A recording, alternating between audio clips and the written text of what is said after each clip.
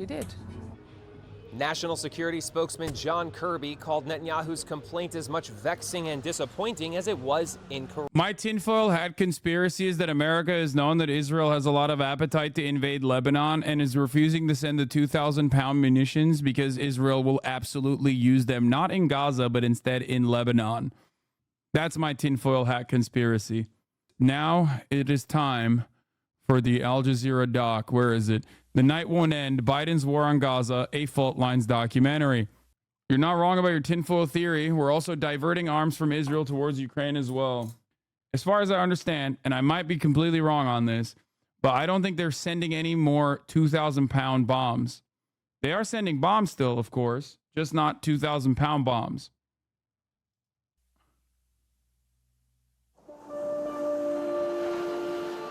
It is definitely for optics, though. لما أقعد بالبحر بطلع فيه خلص بحس إنه همومنا وجعنا كلها راحة.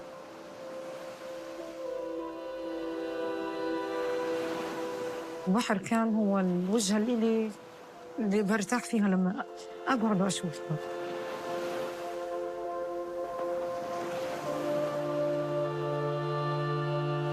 إحنا حالياً رغم إصابتنا والوجع اللي إحنا فيه إنه نضل على قيد الحياة. يعني ممكن شوية النهار يهون علينا لو صار القصف إنه في ضوء وفي نهار في شمس.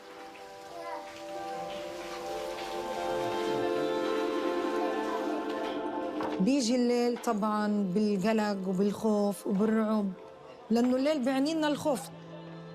مرات شفط البيوت بتروح بتنزل مرات قصف. My family got kicked out of their home in Berlin and took it from us.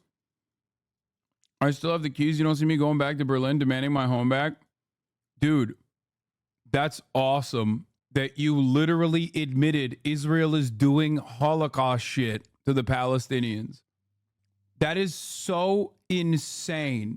Like, you are so hopped up on ultra-Zionist sentiment that you openly self-reported that Israel is doing Holocaust-level violence, thinking that you could defend Israel like this.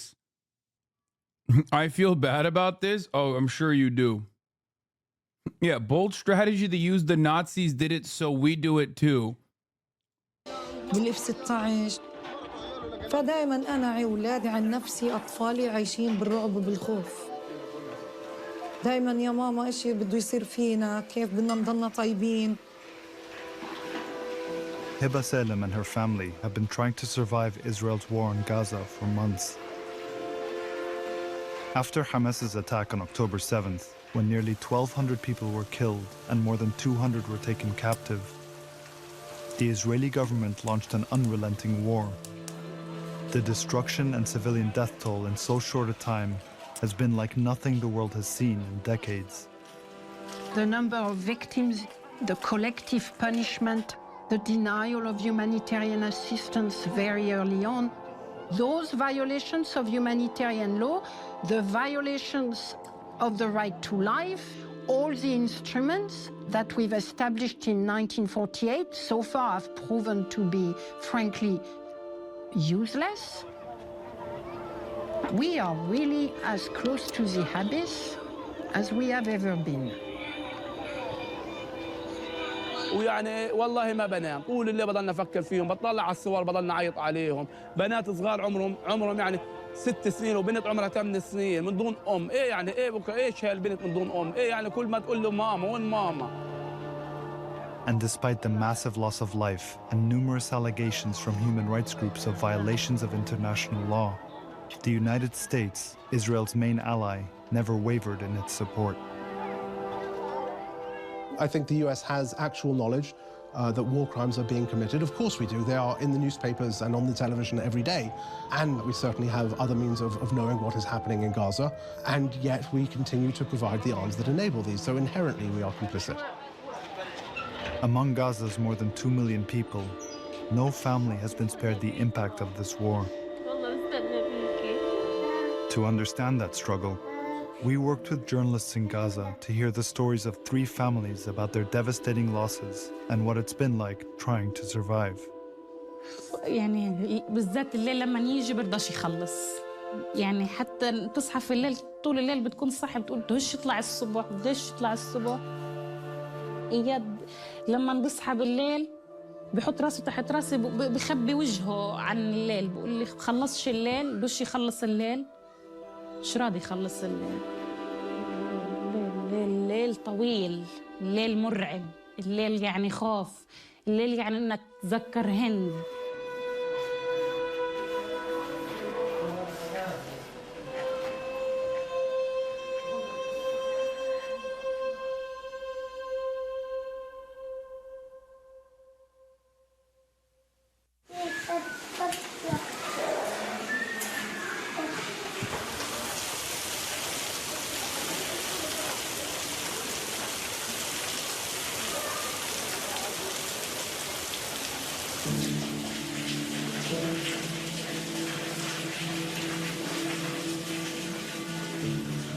عمريش تخيلت أو توقعت كل الأحداث اللي صارت معنا من أول الحرب لحتى الآن. One of the first losses Hiba and her family experienced in the war was their home. She and her husband Ayman spent 3 years renovating it for their 8 children. وانتقلنا جديد لسه قبل 4 شهور، بيت واسع، حياة، قبال البحر، نطلع نتسوق، ولادي يروحوا على مدارسهم. ذكريات حياة، نمط حياة، أسلوب حياة هنا، الروتين. نصحى والدي يطلع على السوق يتسوق وبعدين يرجع بالصبح، نعمل فطور ناكل، بعدين يطلع على الشغل تاعه. أبوي كان يحضر لنا العشاء مع الوالدة، كان في الحمص يطحن ويعمل لنا فلافل بالليل لأنه هو كان يحب الفلافل. والحمد لله إنه عشنا حياة طبيعية، حياة حلوة، حياة سعيدة.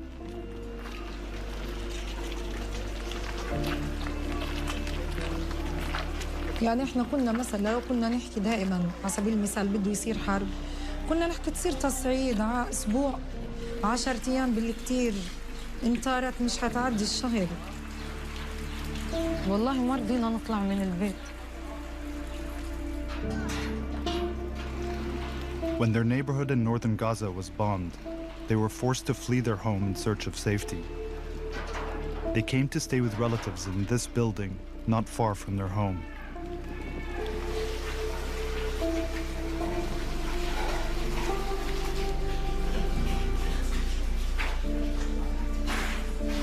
وكل تفكيرنا كيف بدنا نكون بخير، كيف أنا بدي أحتضن أولادي، جوزي يكون طيب وبخير، بناتي بخير، أولادي بخير، ما نتعرض للأذى، ما نتعرض للقصف، ما نتعرض لإصابات، نكون بأمان. هذا كل تفكيرنا.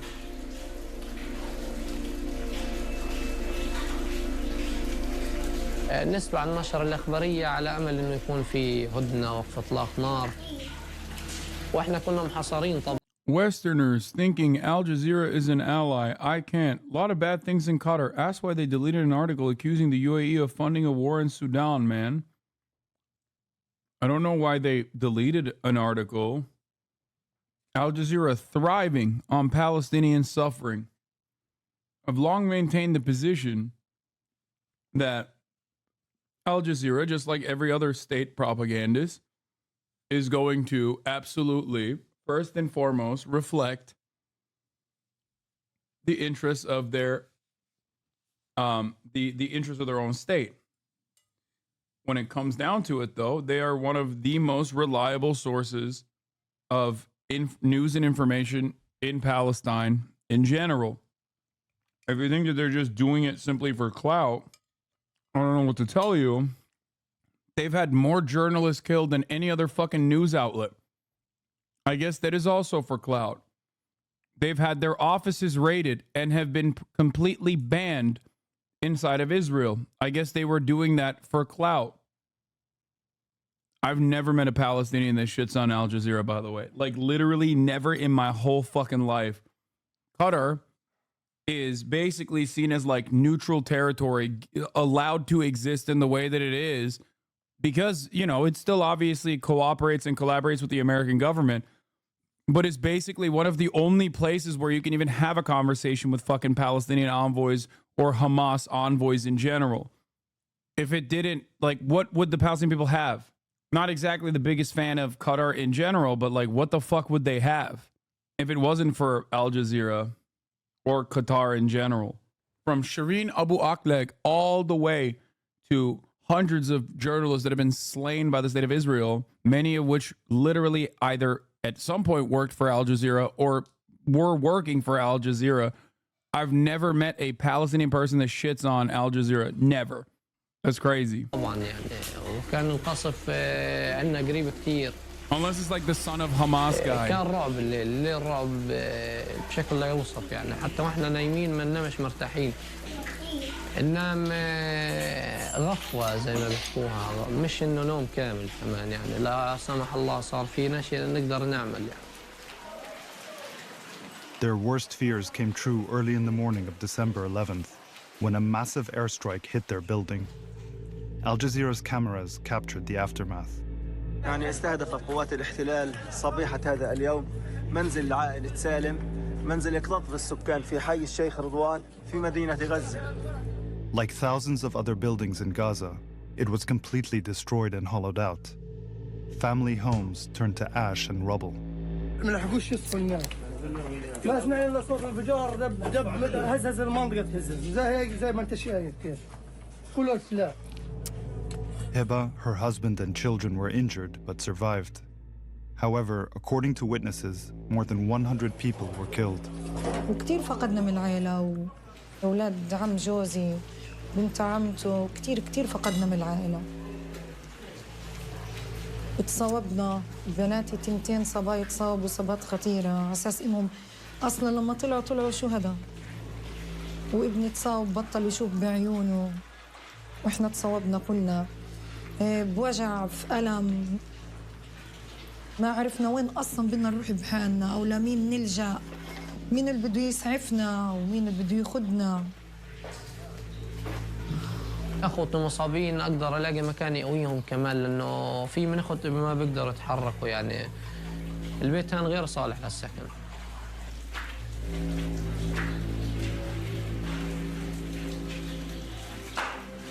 ما في مكان محدد يعني انه حيكون بخير، يعني كل مكان احنا بنروح فيه متعرضين فيه للخطر، متعرضين فيه للخوف، متعرضين فيه لضرب المدفعيات، متعرضين فيه للقصف.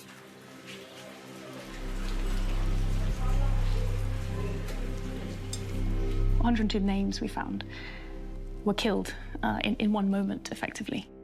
But there were also allegations that it might have been 200 people who were killed. This is something we've seen multiple times in Gaza because people are trapped under rubble for a really long time. Airwars, which monitors civilian harm, has been documenting airstrikes in Gaza.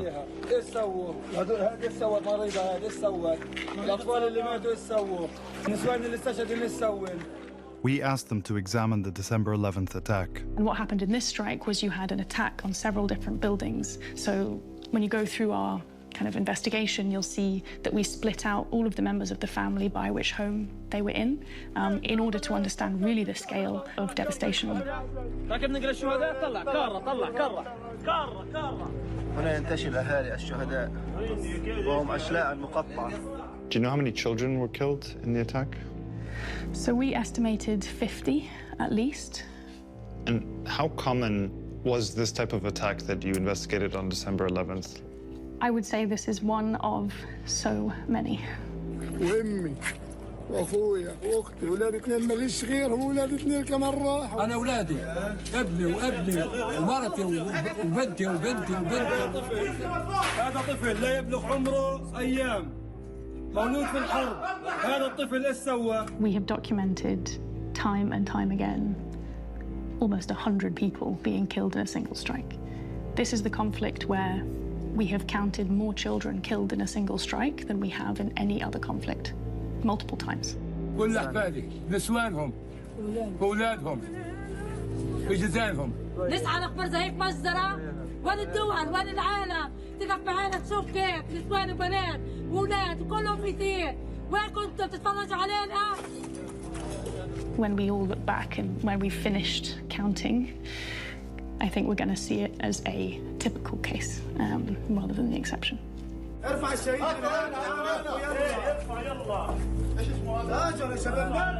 אנחנו במלחמה, לא במבצע, לא בסבבים, במלחמה. From the beginning, Israeli officials signaled this would be different than previous wars in Gaza. אנחנו מטילים מצור מוחלט על העיר עזה. אין חשמל, אין מזון, אין מים, אין דלק. הכל סגור. אנחנו נלחמים בחיות אדם ואנחנו נוהגים בהתאם. עזה לא תחזור להיות מה שהיא. חמאס לא יהיה. חסל את הכל. קח זמן. ייקח יום, ייקח שבוע. קח שבוע ואולי חודשים. אנחנו נגיע לכל המקומות. We're at war. We are at war. We are defending our homes. We're protecting our homes. That's the truth. And we will fight until we'll break their backbone. The scale and intensity of like the human loss and the human suffering, but also like infrastructure, homes, universities, hospitals, cultural centers, mosques, just like the total decimation of life is like quite different from most other conflicts I think we've monitored. If you look at Raqqa and Mosul, these are also areas where you had, vast. This is really anti-Semitic, man. Why are they not saying that killing Palestinian children at an alarming rate, previously unheard of, and destroying cultural artifacts, cultural landmarks, and many like civil society, many functioning civil society organizations is actually genocidal? This is very, very, and it's giving anti-Semitism, sweetie. Civilian harm in these environments. The highest number is still about 250 in those cases compared to 1,000 incidents just in 1 month in Gaza. What we're seeing now is that this conflict has like decimated the ability of so many families to live normally, the ability of so many families to be able to plan for the future, even to know what the next day holds. كم شهيد عندكم يا حاج؟ كم شهيد؟ فوق ال 120 شهيد. امريكا اللي بتحارب فينا مش صديق. امريكا جيش امريكا كله متآمر علينا، امريكا متآمر معاهم، امريكا مش توقف الحرب، ايش عملنا لها امريكا احنا؟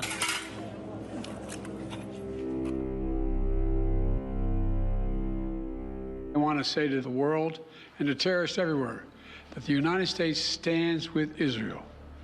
We will not ever fail to have their back. As a staunch ally of Israel, the US provides billions of dollars in military assistance.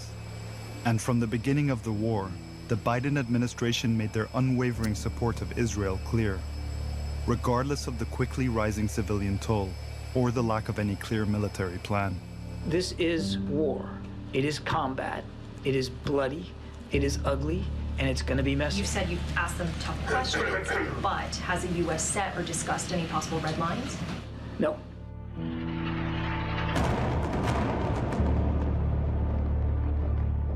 President Biden takes this issue extremely personally, has since the 1970s, sees himself as a committed Zionist. One pretty senior former Israeli official said to me, the US with one phone call could stop the war. They know what the call would look like. The Israelis know what the call would look like. So Israel could not prosecute this offensive in Gaza without US support. What do we mean by US support, right? We mean bombs, we mean fighter jets. I think in the first month or two it had dropped 22,000 bombs on Gaza. This, of course, is a territory about the size of metropolitan Las Vegas. That's a level of devastation, as NGOs have noted, that has not been seen since the carpet bombing of Germany at the end of World War II. And I think just demonstrates the lack of attempts to protect civilian life. Josh Paul worked at the State Department for over a decade, overseeing arms transfers to countries including Israel. And within the first days of this war, he was alarmed by what he was seeing. By October 9th, I had written to colleagues within the State Department, senior officials and equals in rank, to say we need to think about this, about how US weapons are being used in Gaza right now. So I continue to see what we were learning from the government of Israel directly itself through sensitive channels, if there were any indications there of any intent on their part to protect civilians. It's wild that this dude was literally the Lord of War. You know, like famously depicted by Nicolas Cage. We like to think that Victor Boot was the Lord of War. But like America has 1 million Victor Boots. America literally came after Victor Boot because he was like encroaching on American territory in its arms deals. This guy is Victor Boot. And he's like, yeah, this shit is actually crazy. Like, we gotta dial it back. Like, what are we doing here? His job was literally giving arms to American allies of the State Department. And by 10 days in, none of that was happening. That was when he decided to resign. It was clear at the point that this was going to be far worse than any previous of the conflicts I'd been in government for. There was also this inability to shift the dial at all. What the United States has been doing by pushing 23,000 precision-guided munitions to Israel since October 7th is essentially letting Israel go forward without having to make hard choices. Why aren't leftists challenging the Nazis that are rehabilitating Hitler and are in resurgence everywhere on Twitter? Wait, what? I don't know who the fuck you're talking about, but it can't be me because I spend a shit ton of time challenging Nazis. Why the fuck would you be asking a question about what leftists are doing on Twitter? Nobody's on Twitter anymore. It's only Nazis on Twitter for the most part.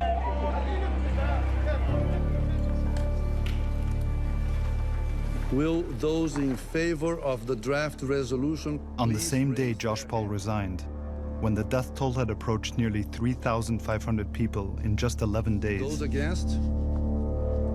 the U.S. vetoed the first ceasefire resolution at the United Nations. Colleagues, the United States is disappointed this resolution made no mention of Israel's rights of self-defense. The U.S. at that point says, we're not going for a ceasefire. That's a really striking moment, right? Because the contours of the war are clear at that point, even if the Israeli ground invasion into Gaza has not yet begun. I think that was a moment where it became clear the U.S. in all levels is going to let Israel pursue this military campaign as it sees fit. What are the chances of a Gaza ceasefire? None. No possibility.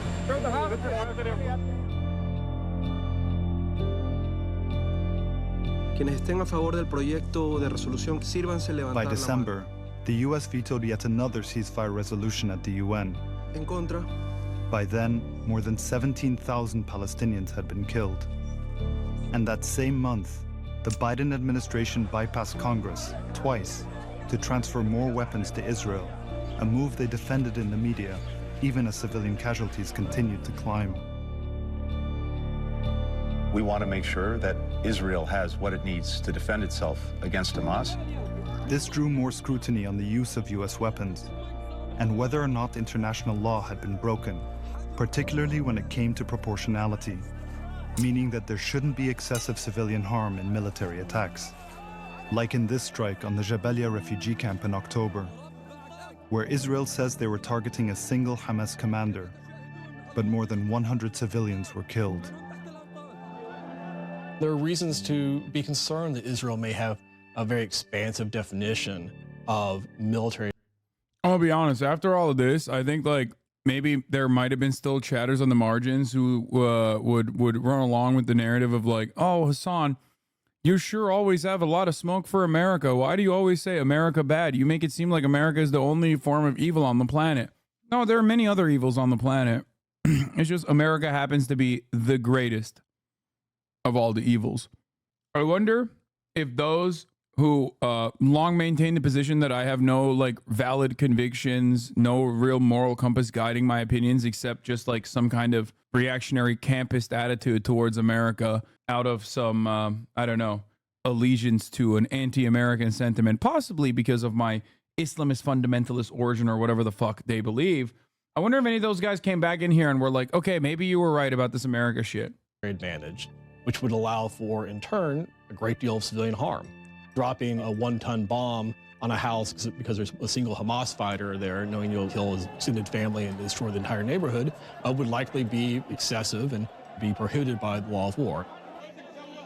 This is something that the U.S. government should be investigating and pressing Israel on because there are U.S. weapons being used in these attacks.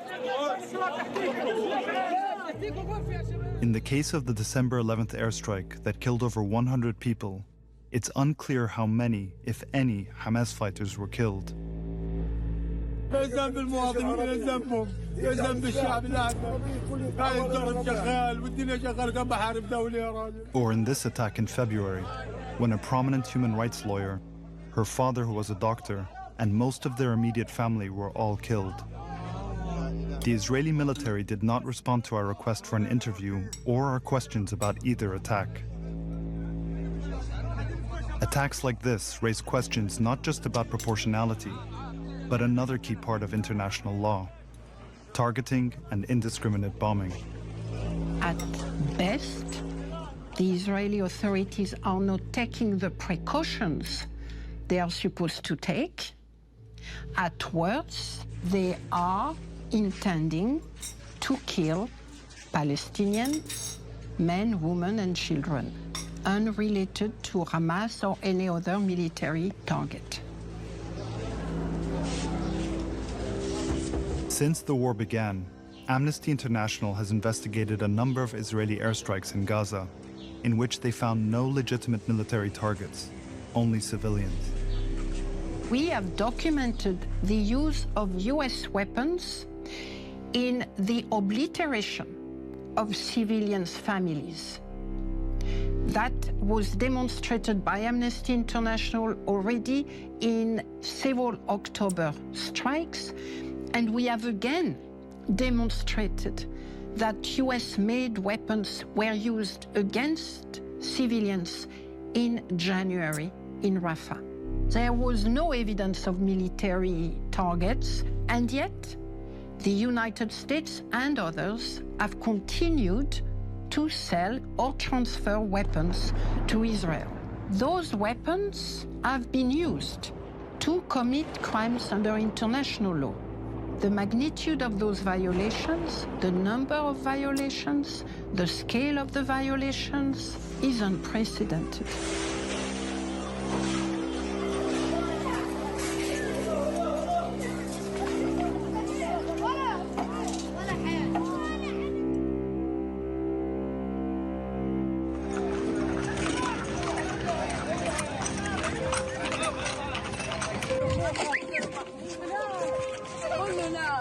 As the death toll approached 20,000 people, mostly women and children, the Biden administration repeatedly defended their support, saying that the Israeli military was following international law and creating safe zones for civilians. They have published online maps of places where people can go or not to go. That's basically telegraphing your... Literally wearing an IDF dog tag, this fucking monstrous piece of shit. That right there is IDF dog tag. Like, that's so crazy. The fact that, like, oh my God, the unprecedented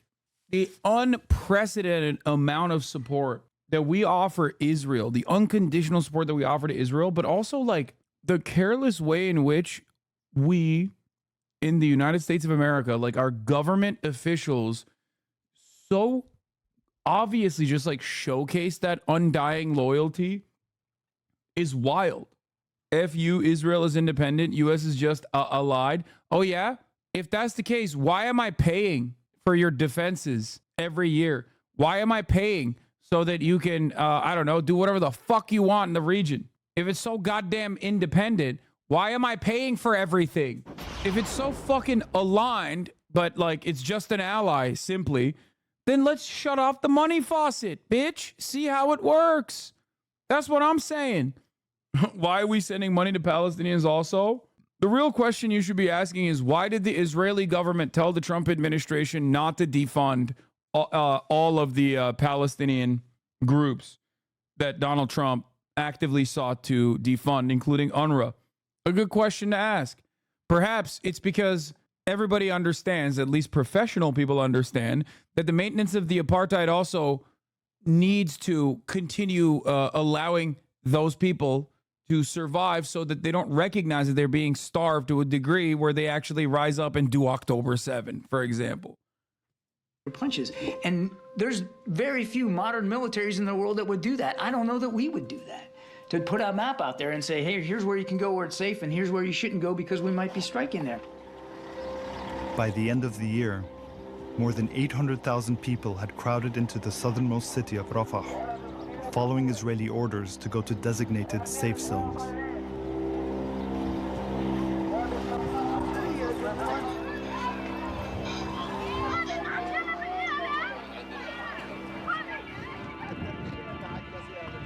اتصلوا علينا بالصوانات، بعثوا لنا المخابرات الإسرائيل، بعثوا لنا الصوانات اطلعوا إلى الجنوب، اطلعوا الجنوب. When our team in Gaza met Abdel al-Ghaf, he and his daughters had been living in this small tent in Rafah for about 3 weeks. Before coming here, they were sheltering in the nearby city of Khan Yunis after fleeing their home in the north. عشت بيجي شهر بخان يونس، عشنا معاناة كتير صعبة، ما لقيناش اللي طحين أولادنا، الأكل ما كناش نلاقيه أولادنا، ما كانش في شيء موفر. الصبح بالليل ناموا معي أولاد، الصبح بدري أكلوا معي وانبسطوا معي وكل شيء. اللي هو الولد الصغير بقول لي يابا، بقول له نعم يابا، قال لي يابا بدي بسكوت، بسكوت بطعمر كنت أجيب له. ورحت اجيب له بسكوت بطعمر، طلعت على السوق اجيب له.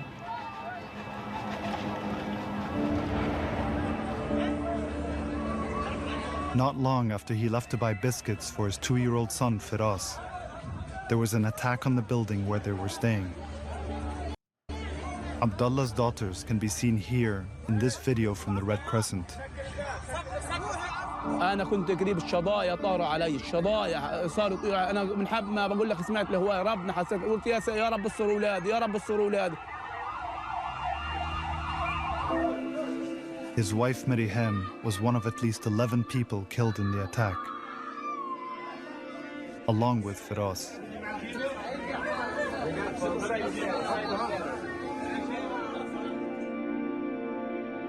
كان نفسي، كان يعني طول النهار اضلني حامله واطلع فيه، كنت يعني كان لما ابقى زعلان هو اللي يبسطني في الدار، يعني كان روح الثاني ابن فراس الصغير.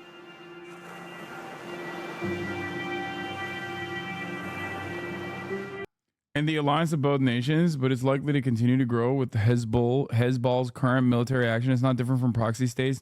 North Korea with China, Belarus with Russia. No, I think America is like Israel.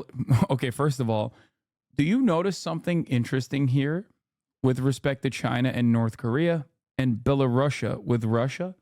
First of all, to say that North Korea is a proxy state of China is hilarious.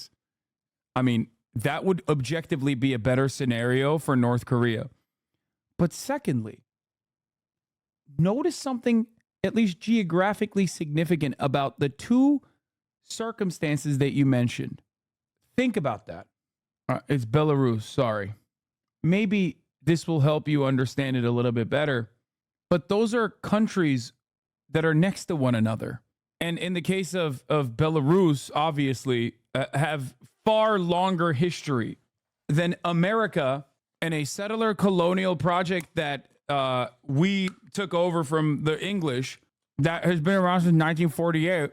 That is like 6,000, 7,000 miles away from the borders of the United States of America, mainland United States. Abdullah's two daughters, Nagam and Widad, survived, as did his oldest son, 8-year-old Muhammad, but he was injured. بقول لي يابا كنا قاعدين نلعب انا واخويا فراس، قاعدين وامي كانت واقفه على باب الاوضه وما درينا الا شيء خبط الحامة انفجار قوي في الدار، الا شيء اسمر اسمر اسمر صار، وبقول لي ما دريت الا جوز خالته الصاوم، وبقول لي امي ارتمت على الارض واخوي صار الدم ينزل منه هيك صار يصوت، وما بعدين ما بقول لي ما حسيت بشيء. As the new year began, Gaza's hospitals, including Nasser Hospital where Muhammad was treated, were already under attack and barely functioning, with fewer and fewer supplies and more critical patients.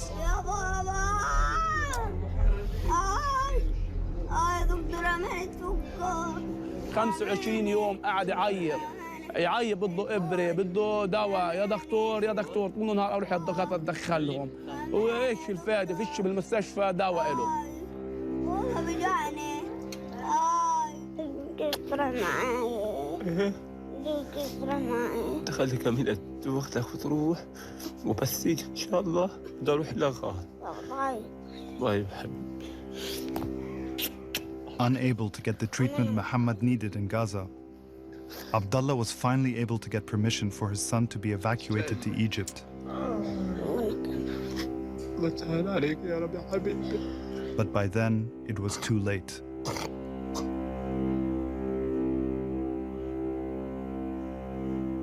محمد طلع من مستشفى ناصر وهو مخلص، طلع على مصر لكن كان جسمه متسمم، يعني كان متورم وجهه، يعني بتقدم يا الولد يتعالج بأي دولة عربية بيستنوا عليك عبال ما يجي يموت عشان يطلعوا لك إياه، يموت بمصر يموت في دولة برا، لأنه هو طلع اليوم تاني يوم مات.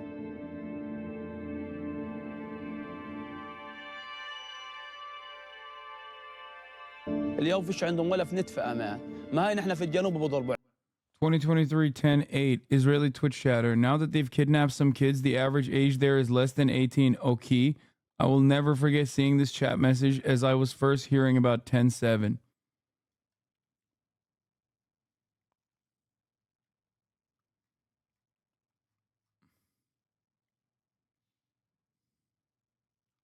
وعندنا هاي جينا من الشمال على الجنوب على نتف الآمنة اللي اليهود اعتبروا انها آمنة وخبطونا فيها.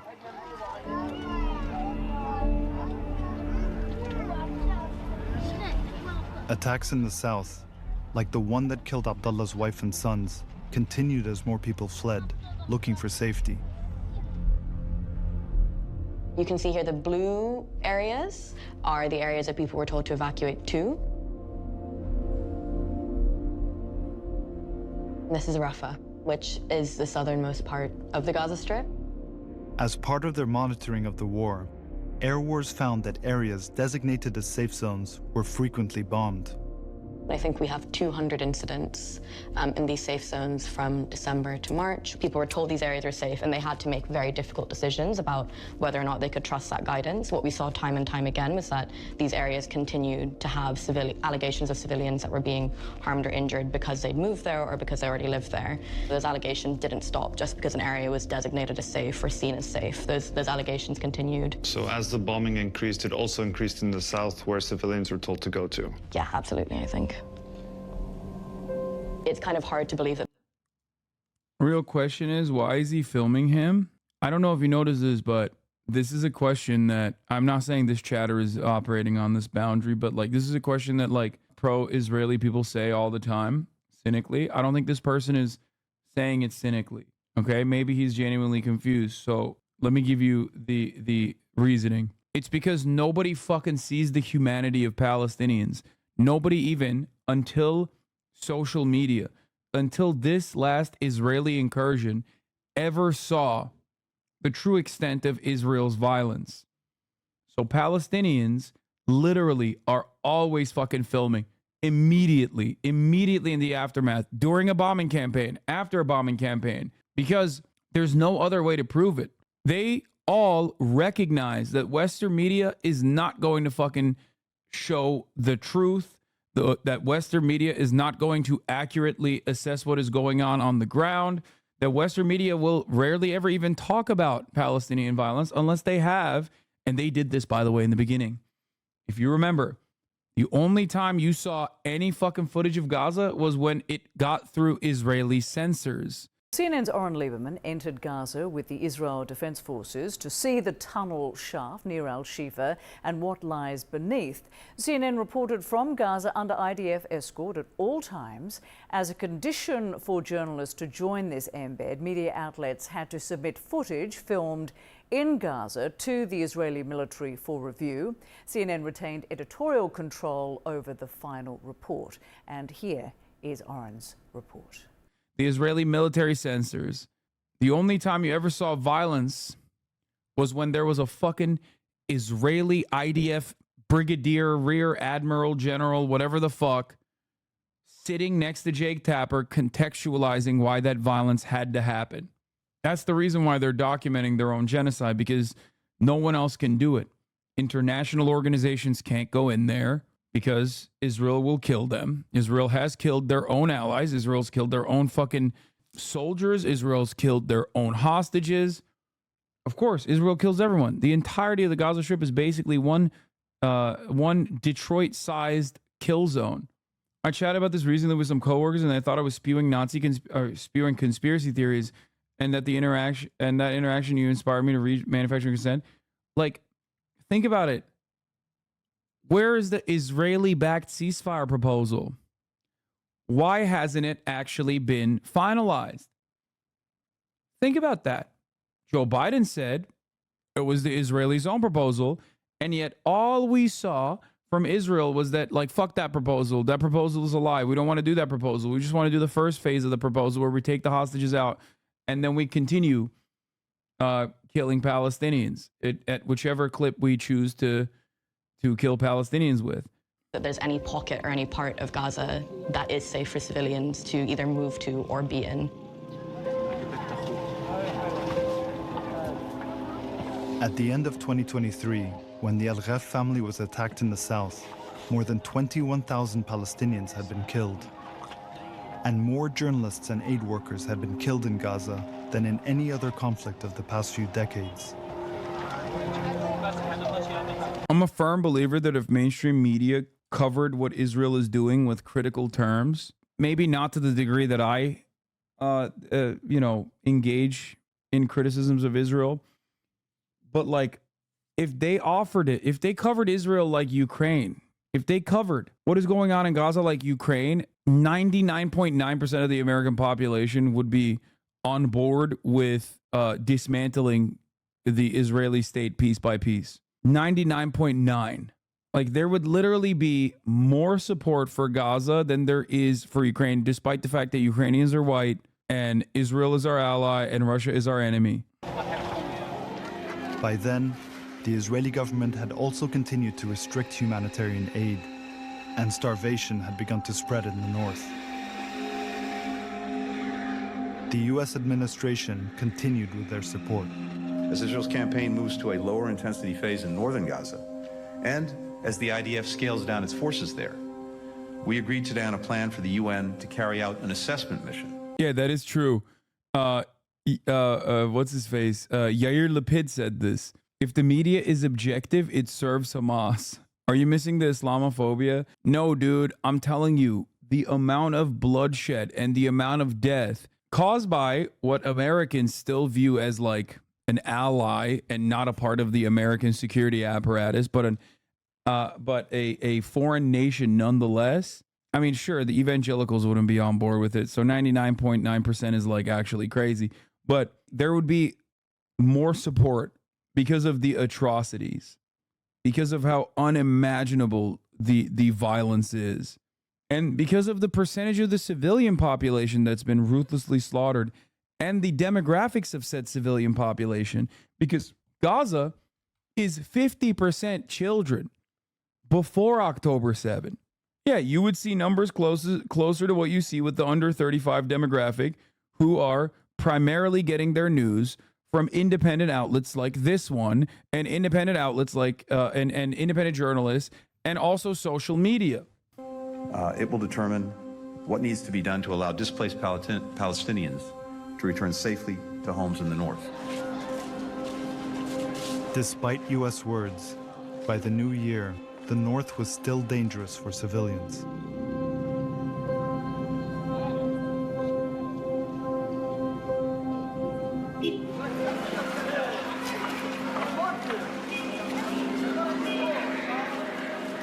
وكانت غزة بالنسبة لنا يعني كثير يقولنا بدكم تهاجروا بدكم تطلعوا من غزة ما كناش نفسنا انه نهاجر لانه احنا كنا عن جد حاسين حالنا في بلدنا وقاعدين ومبسوطين فيها يعني اهلنا حوالينا شغلنا حوالينا اولادنا حوالينا بنكبر مع بعض وعايشين كل الظروف كنا عايشينها حلوة مع بعض. With airstrikes in the south, some families who had fled the north went back there, trying to find some form of safety. Like Wissam Hamada. After fleeing to the south on orders from the Israeli military, she and her husband were separated. أبويا وزوجي كانوا بسيارة تانية ما قدروش يصلوا للمكان اللي إحنا وصلنا له من شدة القصف فمن الخوف صارت امي تحكي لنا اكتبوا يما اسماءكم على ايدكم لو استشهدتوا يعرفوا انتم مين. انا حكيت لها في هذا اللحظه من حد ما حكيت لامي هذا الشيء، حكيت لها انا يا امي بدي اخذ اولادي وارجع على غزه عشان لما استشهد يعرفوا اني انا وسام حماده.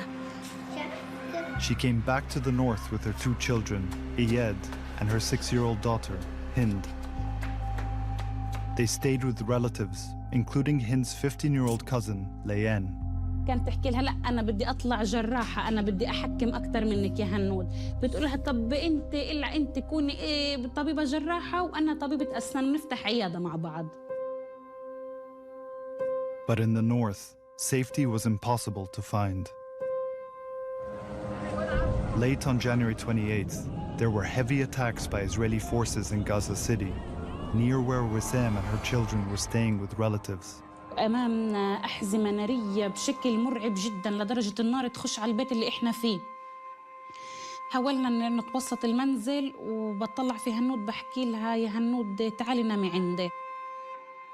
هي مغمضة عينيها وأنا أطلع فيها أقول يا الله يا إمي ما أحلاكي، معقول بدك تسيبيني يا هنود.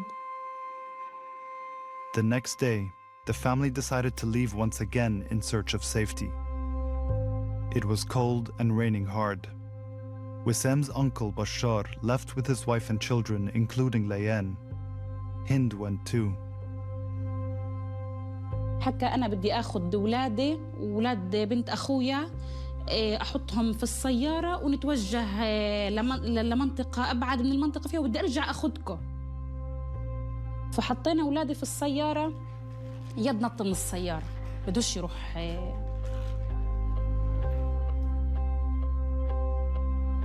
But soon after they left, Wissam says the car was fired on by Israeli forces.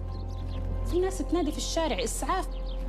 أكيد ما شفناهم بطلقوا السيارة، بس قلنا يمكن اللي في السيارة عايشين ولأنهم راحوا على منطقة هيك يعني هيك راحوا شوية على جهة اليسار، قلنا صفوا في المحطة أكيد يعني هم بأمان. يعني بدنا نطلع من باب العمارة خايفين نطلع من باب العمارة، أي حركة في الشارع بيتم إطلاق النار علينا. Wissam and the rest of the family fled on foot, and when they found shelter, she began calling her uncle who had been driving. صرنا نرن على الجوال في الشرد. 12 بالضبط ردت ليان. ليان انتوا عايشين. البنت من صدمتها صدمة توتر خوف مصابة ما تقولنا اسمعوا انا كل اللي في السيارة بتحركوش نايمين، فيش اللي انا وهند عايشين. انا مصابة، انا كل مطخوخة، هند مصابة، هند بتنزف، انا بنزف.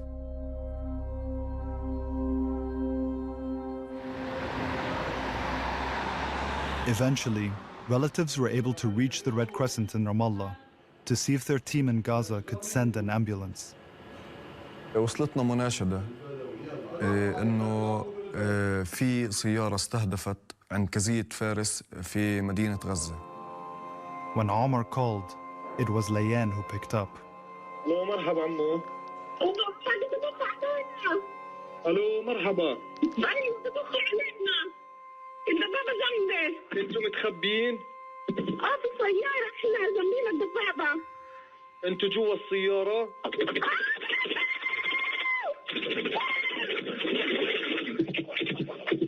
الو؟ الو؟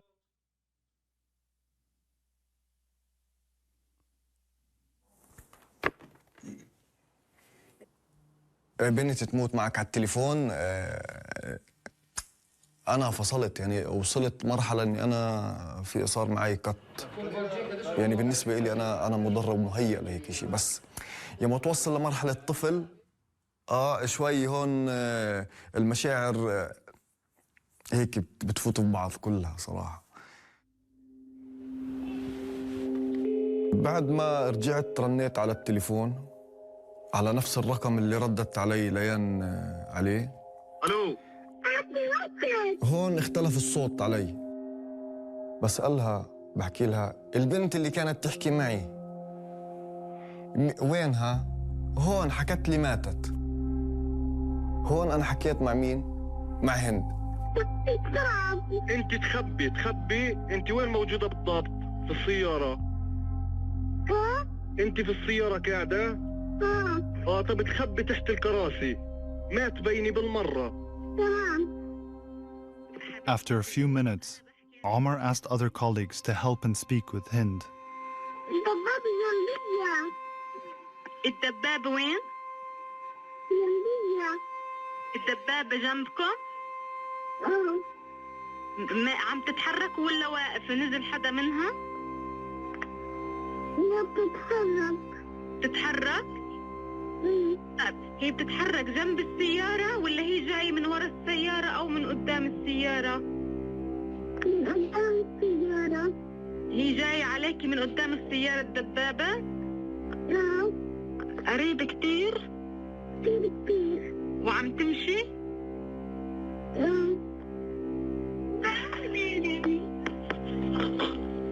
As the Red Crescent dispatchers spoke with Hind, colleagues were trying to get an ambulance to her, something that would require coordination with and approval by Israeli authorities. حبيبتي صدقيني إنه عم نعمل في تنسيق إن شاء الله يزبط. Usually ambulances in the whole world, once they got the call, they directly dispatch the ambulances and send to save people's life. Unfortunately, this is not the case in Gaza. Nor in the West Bank, by the way. Ambulance systems that operate for Palestinians have to engage in what is known as deconfliction, which is what the World Central Kitchen aid organizers also had done. They have to get prior approval from the Israeli military in order not to get fucking slaughtered. Sometimes, or oftentimes, Israel still chooses to slaughter them regardless, as is what happened in this circumstance. Sometimes they offer prior authorization and then will literally block them. The Israeli occupying force will block them in order to stop them from rendering aid to the Palestinians. This happens in West Bank more frequently. Any area that there is Israeli occupation forces, Israel considered as it is a military zone. That means even if there is wounded people, people who... Remember, when you listen to the story of Hind, remember that one chatter who said, Israeli tank doctrine. You just haven't read Israeli tank doctrine. Who are killed and need to be evacuated. We are completely denied access to these areas, and if any ambulance try to reach, it will be targeted.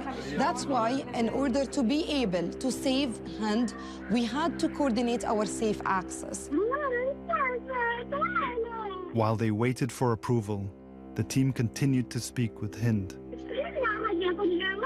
Hind was screaming for help, was asking again and again to come and rescue her from where she is. Nasreen works in the Red Crescent's mental health department and tried to help Hind keep her hopes up. هنود حبيبتي بس خدي نفس وغمضي عينيك شوي، ريحي عينيك شوي، لا إحنا عندك.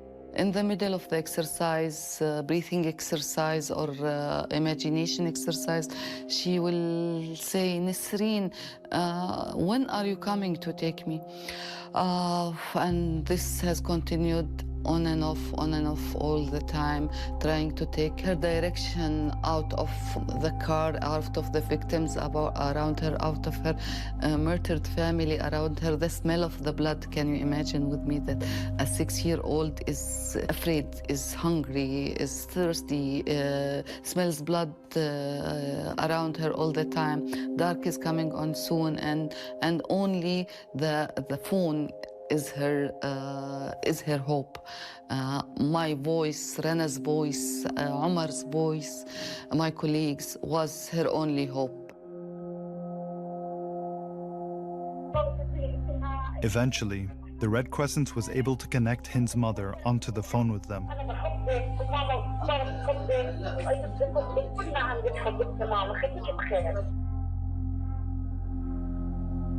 احكي لها هند انت يا ماما بالراحه، انت مصابه؟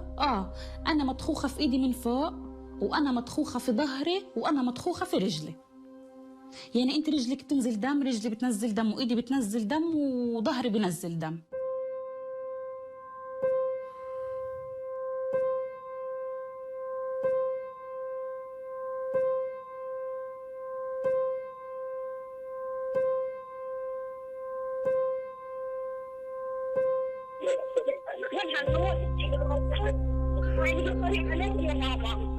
Finally, nearly 3 hours after requesting clearance. The Red Crescent says Israeli officials gave the approval for the ambulance to go to the scene and provided this map with an approved route. We had to wait almost 3 hours until the green light was given. So they sent a map with a route, which means it identifies exactly which route the ambulance should take. And once we received the green light, the ambulance was dispatched. أحلى خبر في الدنيا من عمو عمر. هند هنود هاي دقيقة واحدة بتكون السيارة عندك بس بتمشي شوي شوي.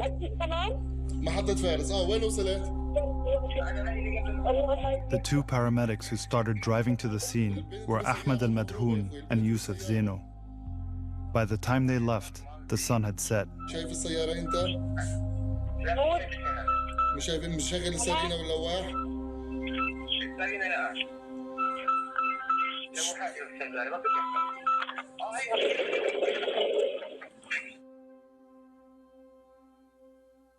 The connection to the ambulance was lost right after that loud noise.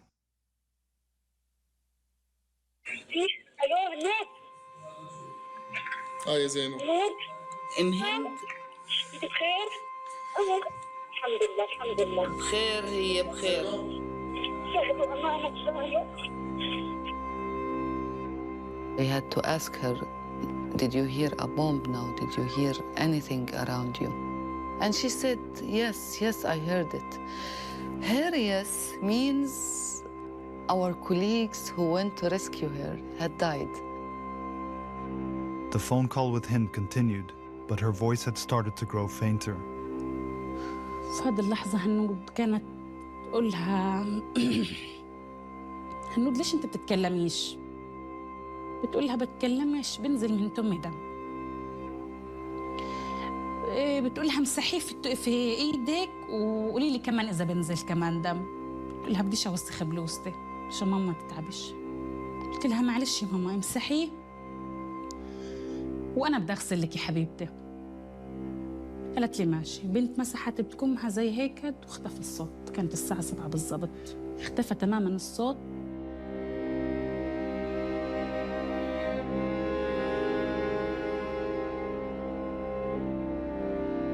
قعدنا في المستشفى بيتنا في المستشفى وانه نستنى عدها اجى الهلال عدها اجى الاسعاف.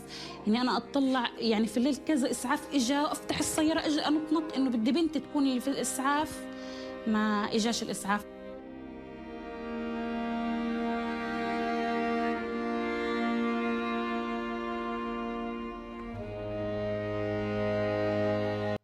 One more parallel to the World Central Kitchen. It took them 4 days to investigate and punish the officers in that bombing. Barely.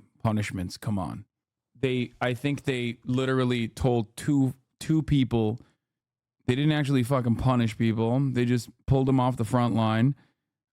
And it's been 6 months, and the IDF's latest investigation statement is that they weren't even in the area of Hind. Just outright denial of what everyone knows. Yeah. They lied in the immediate aftermath of it, or they didn't even cover it until it became a big issue.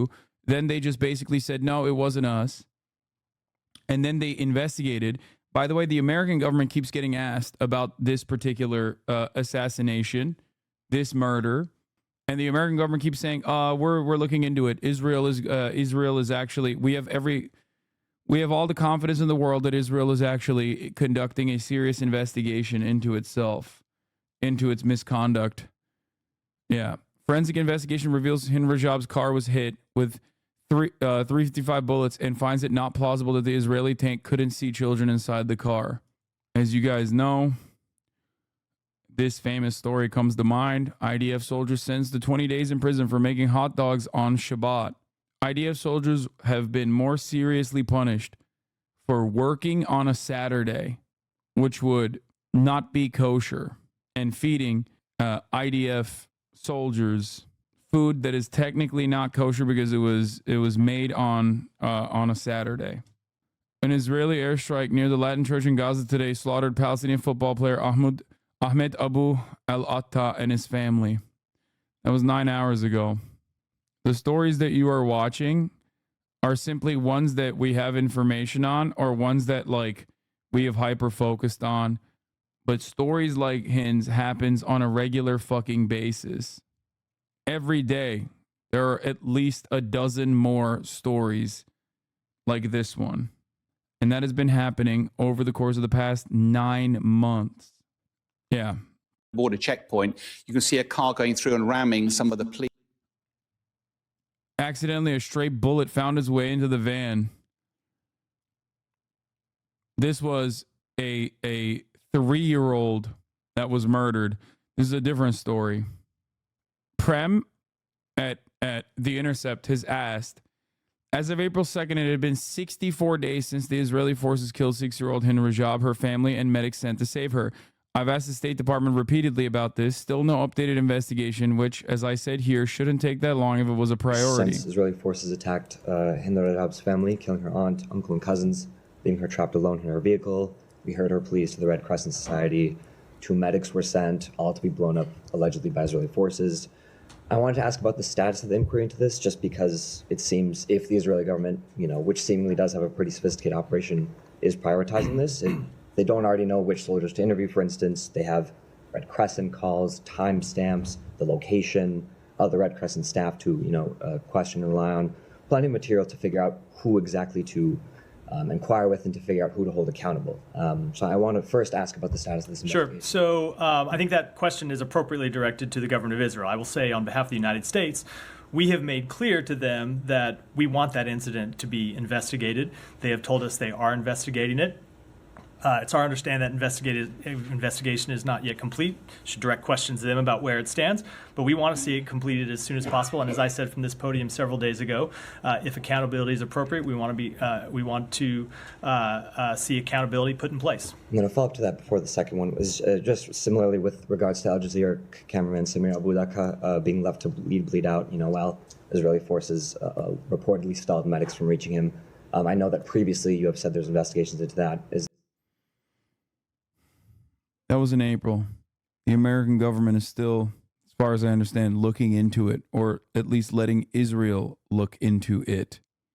For Hind and the 2 paramedics' fates were confirmed when Israeli forces left the area and civil defense workers were finally able to make their way to the site. This is what was left of the ambulance that tried to get to Hind. We spoke with 3 civil defense workers who went to the scene that day. لقينا بعض العظم جمجمة وفقرات وحوض والجمجمة الثانية حتى ما لقيناهاش مبين إنه مكان استهداف.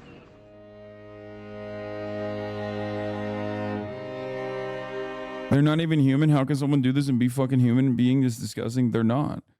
They're fascists. 100%. They're fascists. It's that simple. The dehumanization of Palestinians so consistently in an effort to justify the Zionist project of apartheid and settler colonial genocide has created an inhumanity within Israeli society. Yeah. You end up becoming less than human yourself when you are actively trying to dehumanize your enemy. Or those you perceive as your enemy, rather. زينو وأحمد المدهون هذول من أبطال الميدان اللي في حياتي ما راح أشوف زيهم اللي هو عارف إني أنا رايح أموت وعادي بروح.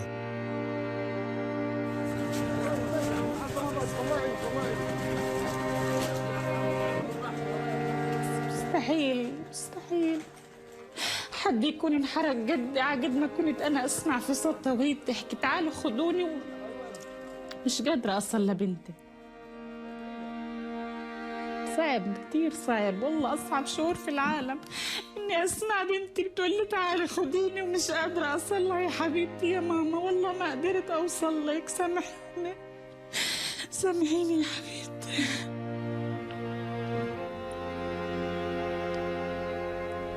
قدرتش أصل لها.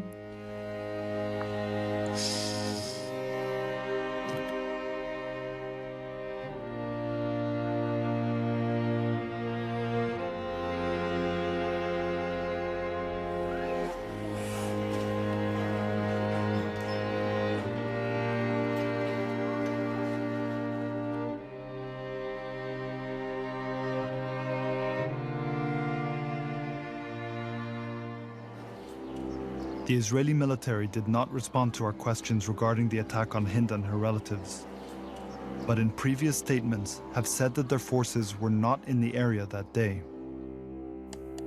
This is our 3D model of the Kia. You can see that. To understand what happened when Hind and her relatives were attacked, we worked with forensic architecture. You could hear distinct gunshots there. And the audio research nonprofit Earshot to reconstruct a timeline. So this is a satellite image that was Satellite imagery taken that day shows Israeli tanks up the road from where the family car was parked at the gas station. This is at 3:31 p.m., about an hour after Layan's call with Omar. We can also see the amassing of Israeli tanks in the area, which are positioned at strategic locations, such as the intersections of roads, so that they have lines of sight along the main avenues and streets in the area. Crucial to the analysis is the short call between Omar and Layan.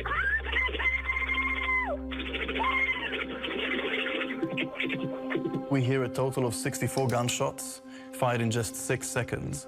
What we heard on the phone call, is there any evidence of any kind of crossfire in the area?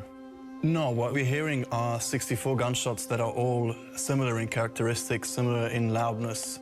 The gunshots were happening roughly 74 milliseconds apart. This meant that the gun firing these shots was firing around 750 to 900 rounds per minute, which is in excess of what an AK-47 or a Kalashnikov will fire, which are the most common assault rifles attributed to Hamas. This range is consistent with Israeli army weaponry, such as the M4 rifle or the FN Mag machine gun on a Merkava tank. We can derive that for the shortest interval of 24 milliseconds, the shooter had to be 13 meters away from the phone, and with the maximum interval that we hear, which is 40 milliseconds, the shooter has to be 23 meters away from the phone. It puts us within a kind of ring around the Kia that's between 13 and 23 meters. Based off that range from the sound analysis, combined with satellite imagery and photos, they could see clearly who the fuck was in the car. Of the area around the car and gas station, they were also able to examine where the shooting could have come from. We marked all of the bullet holes that we could see from those images. There are holes which appear to be exit holes, so larger openings that are flared, that we witness more on one side of the car than the other. So this gives us a kind of general direction as to the direction of fire. So there's one very distinct line of bullets that we can see at the back, the rear right-hand side of the car, which is a volley of about 30 or so bullets. We'll remember at the end of Fabio's analysis, we saw this ring. And what we're able to do is to superimpose this ring onto the site of the killing. And so we situate the 3D model of the car inside of the site, and we position it in its resting position outside the gas station.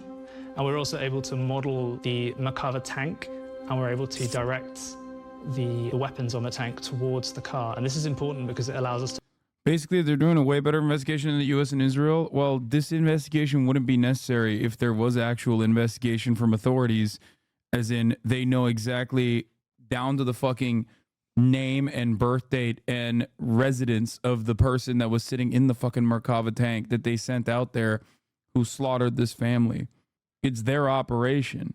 Also, it's normal for these kinds of groups to investigate all of these war crimes because obviously fucking America's not going to investigate its own ally and Israel's not going to investigate its own wrongdoing. The only time Israel ever does any kind of investigation is, if you recall the famous story, they intercepted the International Criminal Court, the ICC's prosecutor Bensouda's phone, her telecommunications, to figure out exactly what war crimes out of, so many, because they're doing so many war crimes and none of it's going to get punished.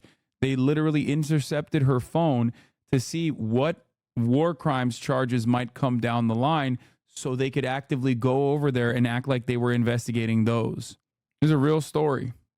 Barely made a fucking dent in Western media, by the way. That was a joint collaborative project by Israeli journalists from Local Call, 972 Magazine, and The Guardian. the Mossad intercepted the International Criminal Court prosecutors' phones to draw a line between the guns. Yeah, Yossi Cohen personally flew to the Congo to harass and threaten Bensouda as well. How is that even a thing? Two jurisdictions can't investigate at the same time.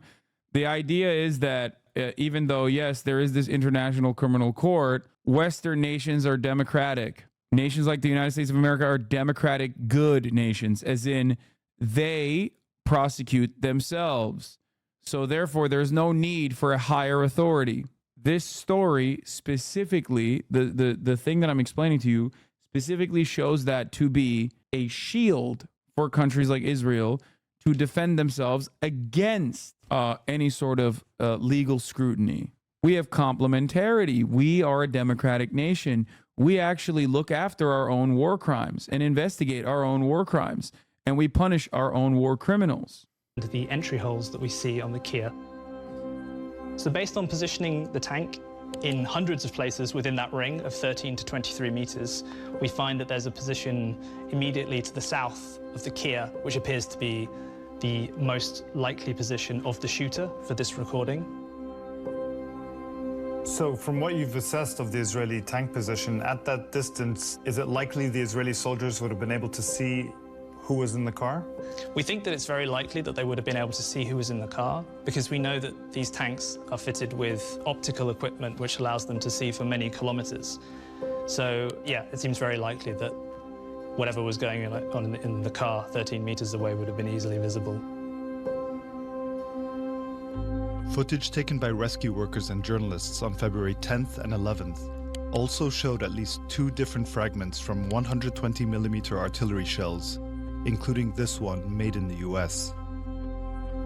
Due to the possibility of shelling in the area before and after the attack, it's difficult to confirm if these were from the munitions that hit the ambulance.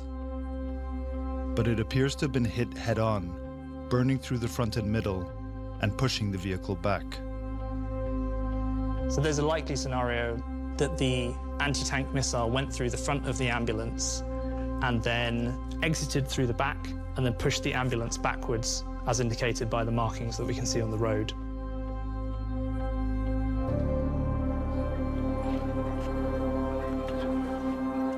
Hind Rajab's case, a 6-year-old child pleading for her life, shocked the world. When the State Department was asked about it, a spokesperson deferred to the Israeli military. We have asked the Israeli authorities to investigate this incident on an urgent basis. We understand that they are doing so. We expect to see those results on a timely fashion, and they should include accountability measures as appropriate. I want to ask you about the case of Hind Rajab. Shouldn't the U.S. itself be conducting its own investigations instead of just relying on Israel to investigate itself? This is one of many very, very troubling reports that needs to be investigated in an objective way. And I do not think that the United States should rely solely on... Guys, stop yelling at him. He's one of the very few people who like openly commissioned a report and has been like unimaginably critical of Israel, like out of fucking nowhere. Okay, calm down. The reason why they went to him is because he was actively critical of the American State Department report that just left a lot more questions than they actually answered in terms of Israel's conduct. The information that's provided to the U.S. government by the Netanyahu government regarding these allegations, whether it be in this particular case or many other cases.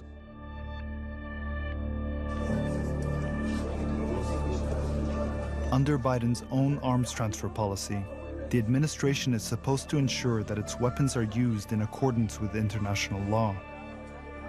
But 3 months in, when more than 22,000 people had been killed in Gaza, White House officials made it clear they weren't looking into possible violations. Have you taken any action to this day to assess whether Israel is following the rules of war or not? I am not aware of any kind of formal assessment being done by the United States government to analyze the compliance with international law by by our partner Israel. Why not? And how can you be sure then that the weapons and resources that the U.S. is supplying is under those guidelines? I would just tell you that we have not seen anything that would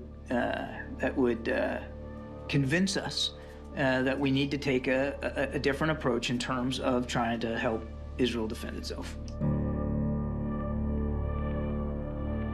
I think it's hard to overstate the extent to which here in Washington it's easy to throw international law out the window and pretend it doesn't matter. The purpose is simultaneously to maintain this idea that the US and Israel are operating in line with international and US law. And the second is to sort of undercut other calls for probes of accountability, right? To undercut the ICJ case, to undercut a potential Geneva Conventions conference. Kids in Gaza are now dying from the deliberate withholding of food. In addition, so much of the bloodshed that Israel has directly been responsible for, you can chalk up to it, even under the auspices of international law, to like mishaps, accidents, or even a miscalculation of the amount of Hamas operatives or high-ranking Hamas operatives in the region of a targeted bombing campaign. All of that, there is a defense for technically under international law. Not that Israel hasn't violated those principles. Of course they have. But fundamentally, there is a defense for it under international law. Israel could claim like, oh, well, we miscalculated. We did this. We did that, right? It just has happened, you know, thousands of fucking times. So obviously it's ridiculous to claim that. But what you have to remember is there's one area that they have no defense for whatsoever. And that is restricting humanitarian aid, specifically food and medicine. That is such a clear, glaring, obvious violation of international law, human rights law, international humanitarian law, that is the reason why so many people who would otherwise be in support of Israel can't help but recognize what Israel is doing as genocidal, including, but not limited to, the dude who created the Human Rights Watch, who, by his own admission, if you remember, said when the ICJ decided to take on the court case, when South Africa decided to sue Israel for genocide at the International Court of Justice, I was against that. That's what the guy who created the Human Rights Watch said. Which, by the way, is fucking still bullshit. But even that guy openly now recognizes Israel's actions as genocidal. And his reasoning for it was the lack of aid delivery, restricting aid. to the horror of that news, one other thing is true. That is a war crime. It is a textbook war crime. As the civilian death toll continued to rise and starvation was spreading, some Democrats in the Senate began to push the White House to take steps to assess if U.S. weapons were being used by Israel in violation of international law. The Biden administration needs to more effectively use the levers of U.S. influence. We've had this pattern for a long time. Do you, in your most pessimistic view, see Israel ever be held accountable for anything they've done? Yes. I am very, very pessimistic and very skeptical about a lot of things. This is one of the few instances where I judge the change of attitude overall. I judge the change of attitude overall in my lifetime. It is observable for someone who has been alive for 32 fucking years. The kinds of things that we're watching, the amount of people that are paying attention, the amount of anger and frustration that they understandably have. I'm telling you right now, it is unlike anything I could have ever imagined. Here's a great example of this. If you recall, an attitude that I demonstrated, an attitude that I had, that I talked about on October 8th, that immediately branded me as a Islamist fundamentalist terrorist lover, blah, blah, blah, is now being shared openly and being broadly circulated by the fucking foreignaffairs.com magazine. 9 months of Israeli air and ground combat operations in Gaza have not defeated Hamas, nor is Israel close to vanquishing the terrorist group. To the contrary, according to the measures that matter, Hamas is stronger today than it was on October 7. I never would have thought that Foreign Policy magazine would be fucking saying this. It's true, but truth has never stopped charlatans and propagandists from saying whatever the fuck they think is best. Where the President of the United States makes reasonable demands of the Netanyahu government, that the Netanyahu government then mostly ignores, and that nevertheless the United States sends 2,000-pound bombs. In addition to Hind's case, there were numerous incidents that raised questions about the United States' continued support. Like this one, when Israeli forces opened fire on Palestinians desperately trying to get food, killing more than 100 people. And here, where footage shows Israeli forces targeting unarmed... I think it's the opposite. More Gazans died from airstrikes than from starvation. Blockades are allowed under humanitarian law to some extent. I think the ICC will go after Bibi for the airstrikes. Would like to know your perspective. Hi, chat. No, I think like the airstrikes are obviously an open territory for war crimes as well. Make no mistake. Especially deliberate targeting of civilian infrastructure and the deliberate targeting of civilians. Including but not limited to the things that we are looking at right here on the screen. But restricting humanitarian aid is open and shut collective punishment. Like there is no defense for restricting aid. I think war crimes are measured in blood. War crimes might be, but we're talking about genocide. Genocide is measured in intent more so than measured in blood. Genocide is measured in intent and action. There is no like, oh, they had scissors in the fucking truck, so we created arbitrary restrictions on what kind of supplies can go into Gaza, and we don't even look at most of the trucks. We just hold them off, and then the trucks that we do look at, we refuse to let in because of the arbitrary restrictions that we've made. So these trucks are just fucking sitting inside of Israel. Don't matter. That is collective punishment, at least for like for trying to set up a legal defense. You can always make the argument that you had bad intel. You can always make the argument that like you were trying to kill a militant and then you accidentally killed every person in the fucking building, right? Maybe the munitions were stronger than what was necessary, whatever.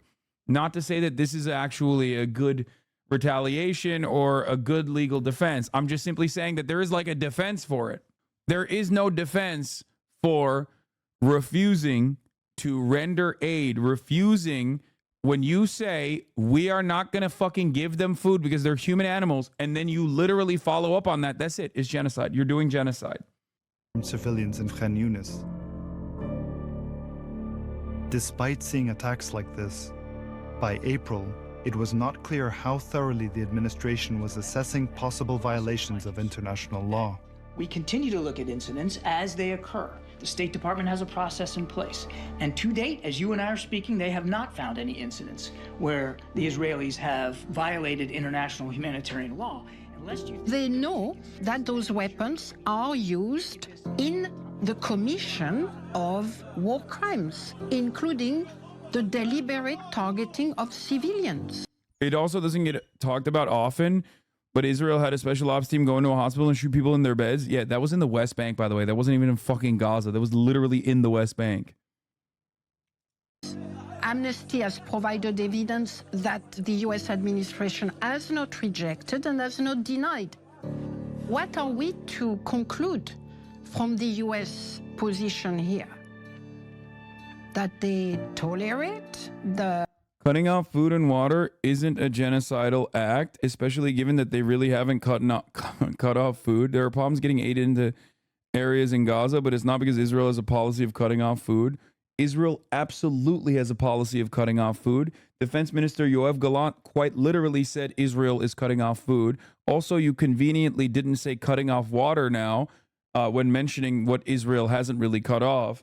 and Israel has cut off electricity, water under numerous different circumstances at the direction of a person who currently has an application for a warrant for his arrest, Yoav Gallant, the defense minister, who openly fucking stated that. The idea that like, oh, it's because people just can't simply bring in aid to different parts of Gaza is also still caused directly by Israel's ruthless bombing campaigns. So you're also wrong on that front as well. Oh, sorry, we just like engaged in total and utter annihilation of all of the infrastructure in Gaza. So I guess we just simply can't fucking, bring food into different parts of Gaza is ridiculous. Electricity is fine under international law. I don't know shit about the water situation, but I know Israel are letting a shit ton of aid trucks of food.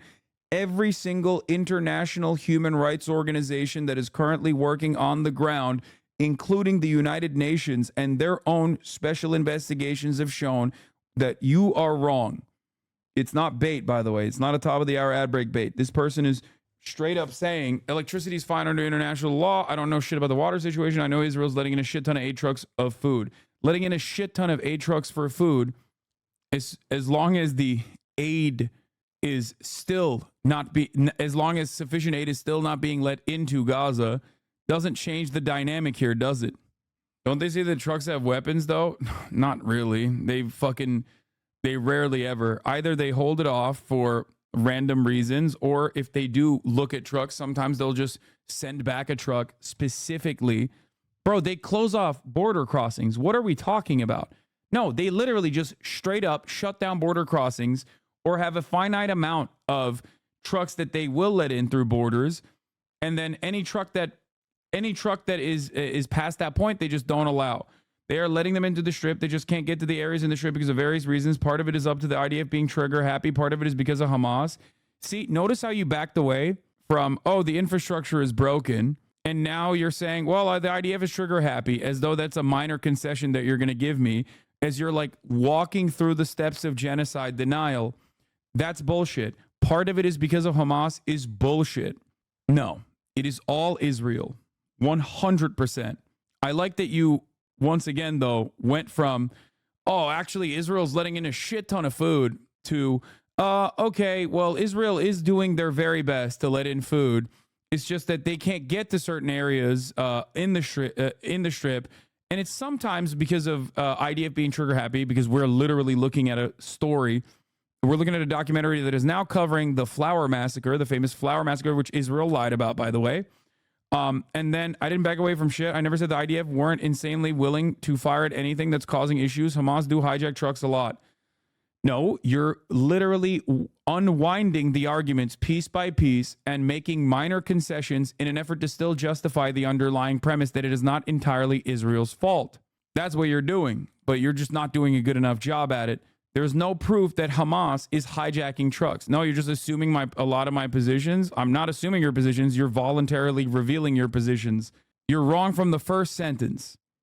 Cutting off food and water from an entire population is a genocidal act, especially as the belligerent occupier, Israel, has an obligation to, one, create safe zones, which they have not. That's why they call them safer zones or whatever the fuck they call them. And then they still bomb them regardless. When you control every aspect of life, when you have complete surveillance over an entire strip that you occupy, when you are in control of every single aid route, when you are in control of every single route going into this region that you occupy, because you can't do that unless you occupy the region, by the way. Okay, when you control the waterways, when you control every single border crossing, including now the Philadelphia corridor, which you occupy, and you have literally brought in your military into Egyptian territory now, which is, again, in violation of humanitarian law. I mean, not humanitarian law, sorry, international laws, except, no one seems to criticize Israel for that, because why the fuck would they? We can't even get this chatter to criticize Israel for doing open genocidal actions. Israel has an obligation under international humanitarian law to provide safety and security to the civilian population. You can't simply say, oh man, it's just too hard, when Israel has not even done the fucking bare minimum. The West Bank is absolutely a system of apartheid.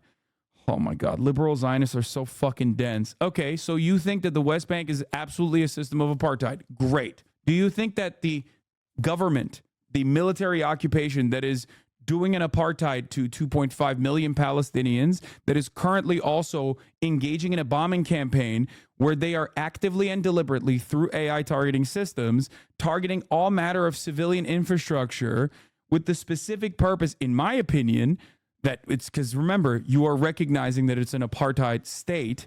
Oh my God, I think this has to be a Destiny fan who literally went to the West Bank and saw the conditions there, and like even his fucking ass couldn't come to terms with the apartheid denial after that.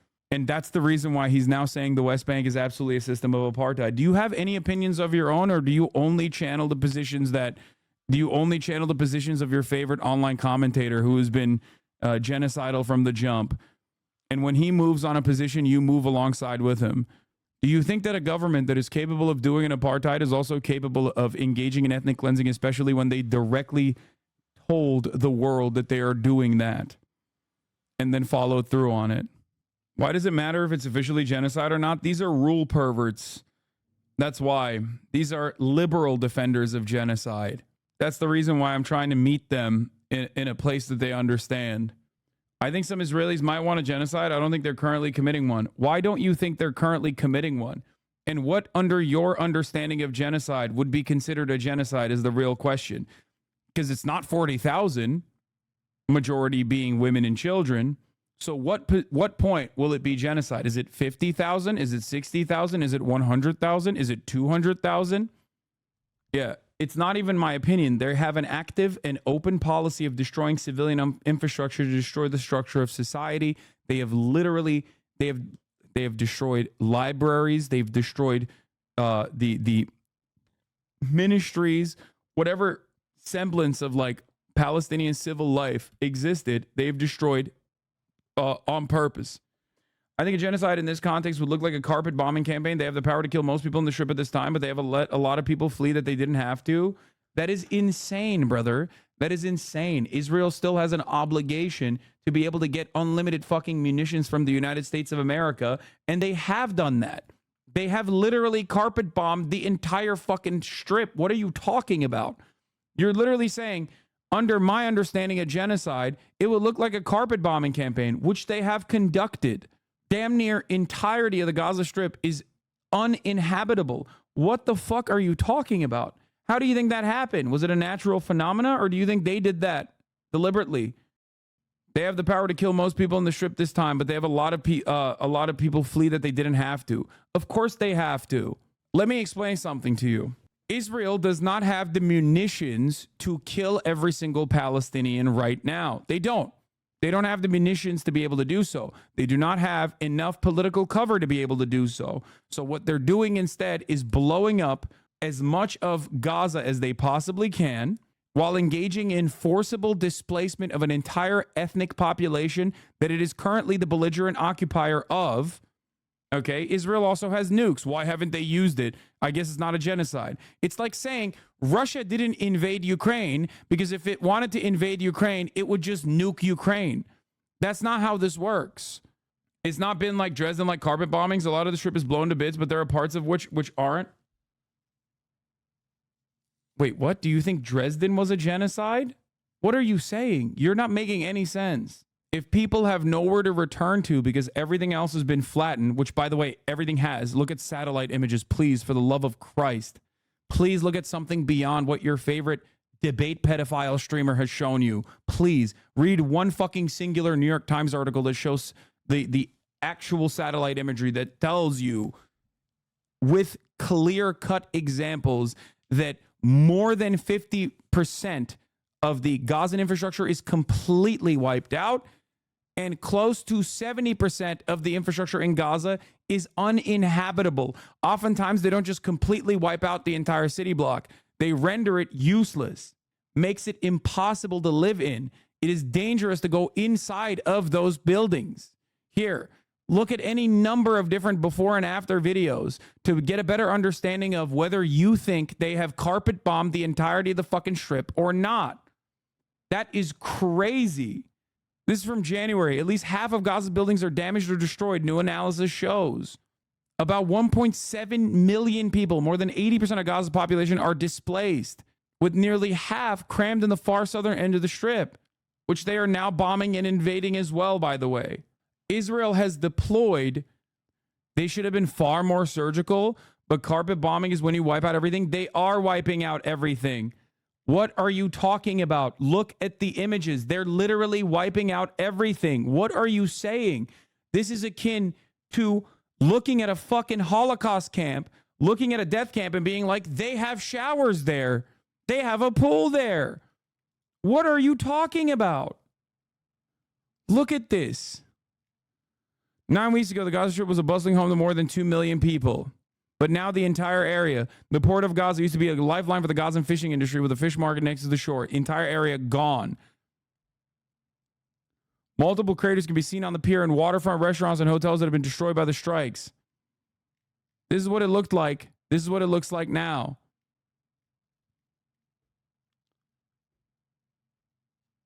And once again, I have to repeat something here. These are older articles at this point. Okay, this is from December. December. They have been at least somewhat discriminate because even by Hamas numbers, they've killed more Hamas fighters than are a proportion of the population. No, they have not. You are changing the goalposts once again. You are literally changing the goalposts once again. That is an insane metric.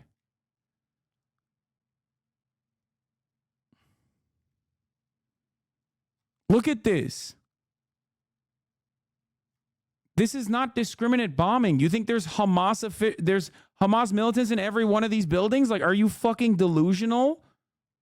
6,000 out of the 30,000 is more than 30,000 out of the 2 million is a ridiculous number, especially because Israel has, the IDF has reservists. So their numbers are obviously going to be much fucking larger. What are you talking about? What a cool way to try to massage those numbers, dude.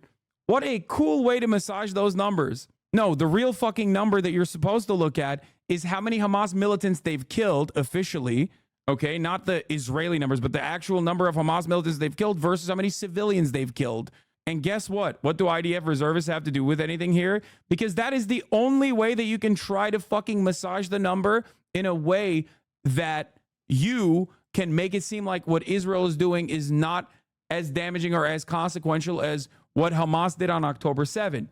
Maybe you weren't aware of the reasoning as to why someone gave you these numbers, but that is the only way. The only way that you can try to massage the numbers in a way that like even makes it remotely, marginally better than the Hamas military operation on October 7, which killed less civilians per enemy combatants than Israel's operations since October 7. I'm bringing up October 7 because I know the real reasoning behind that percentage is because Hamas and Palestinian resistance, like Palestinian militancy, is much smaller in comparison to the number of Israeli occupying force people, including reservists, versus the overall Israeli population. They're not being discriminate. You cannot say they're being discriminate when by your own numbers, it's 6,000 to 40,000. It's not 30,000, it's 40,000. 6,000 to 40,000 is not discriminate, especially when we were talking about civilian infrastructure and you personally are using now the deaths, the death toll. If you think those numbers imply that they were being discriminate, Israel's being discriminate, if it's 40,000 to fucking 6,000 is discriminate, then Hamas is infinitely more surgical in their military operations. So you are now officially not only a justifier of October 7, but you are a obvious defender of October 7. You're the biggest fucking defender of October 7 I've ever met, as a matter of fact. I'm saying they're being discriminate. Do you also recognize that Hamas was being discriminate and surgical then? Is that what you're saying? Not an act of terror, but a military campaign? Is that what you're saying here? Because they were being significantly more discriminate as far as death of enemy combatants, military members, versus death of the civilian population. Hamas didn't even blow up any fucking, or they weren't able to blow up or starve the Israeli population or blow up fucking all aspects of civil infrastructure inside of Israel. There is a reason why There is a reason why even motherfucking even the motherfucking Rear Admiral Daniel Hagari said there's no way that we can fucking defeat Hamas militarily. We are never going to defeat Hamas militarily. The death percentages on October 7th were because the IDF intervened halfway through and Hamas fighters only really came across IDF fighters on the second day. Excuse me.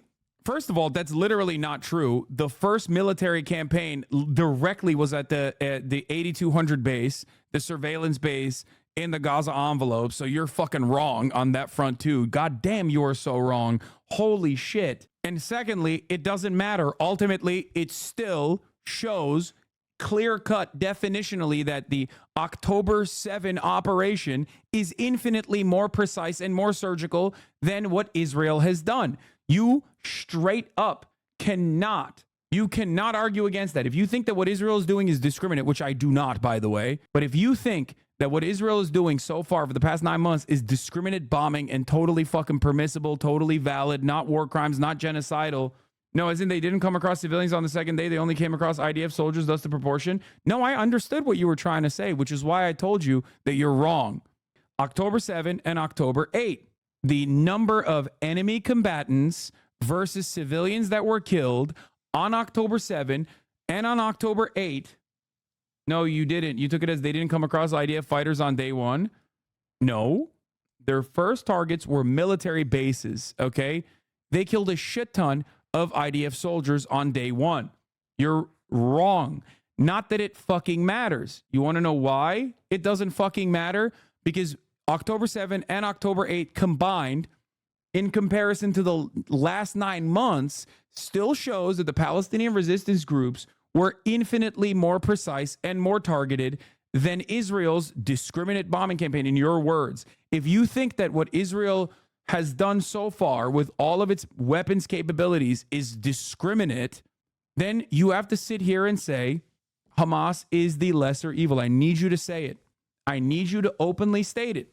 Because, I mean, first of all, I do believe that. I will tell you. I think, yes, Hamas is significantly the lesser evil in comparison to the Israeli military campaign. Okay? 100%. And I need you to understand that too, because you believe it as well. According to your own metrics, you personally believe that as well. You must. You have all the underlying premises for that reality. You just don't want to say it. I mean, I think the death proportion on the first day where they were actually killing civilians was like 1 to 9. Brother, on the second day, they met with the IDF. Guess what? Ultimately, the death of civilians versus the death of enemy combatants is a significantly better proportion. 2-day campaign. Go ahead. Go ahead. Just making shit up again. Hamas is intervening right now in Gaza. So does that chatter think that the Israeli murder toll of Palestinians will be larger? Or is that privilege only reserved for the mighty, virtuous IDF? Yes. The second day they couldn't kill civilians because of the IDF, not because they were benevolent. Wait. You are once again operating under the same principles. You literally are admitting that Israel is literally mercilessly murking the civilian population. With or without any sort of Hamas presence there. Do you think Hamas has the capacity to fucking fight back against the Israeli Air Force? Is that what you're saying? You're trying to move the goalposts in a direction, and no matter what happens, because of Israel's sheer brutality, sheer cruelty in the way that it conducts its military campaign, there's no way to argue out of it. Explain to me what you have already said under no uncertainty at this point, that you think Hamas is a better military force than the IDF. Doesn't matter. There are Hamas militants. There are civilians inside of Gaza. Okay? There are Hamas militants inside of Gaza. There are civilians inside of Gaza. Ultimately, Israel has better targeting capabilities, mass surveillance capabilities, and a significant air superiority. Israel controls the fucking aid into the Gaza Strip. So tell me why, under your own logical structure that you've cultivated, that Hamas is not significantly better than the IDF. I say this because this has robbed you of your humanity, by the way. I hope that you can maybe, open your eyes to the reality that you see. I don't know if you will, but This is what it used to look like. This is what it looks like now. This is what it used to look like. This is what it looks like now. An entire neighborhood carved out.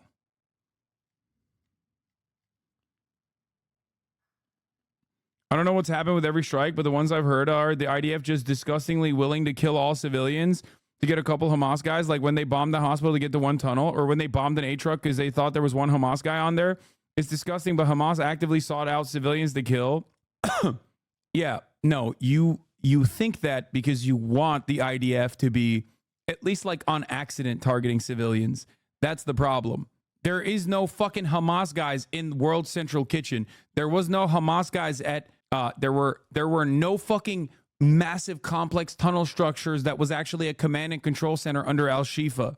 They just lie and you take it for granted. There was no Hamas when Hind Rajab was mercilessly slaughtered by an Israeli tank. There was no Hamas inside of the ambulance that actually engaged in deconfliction with the Israeli government.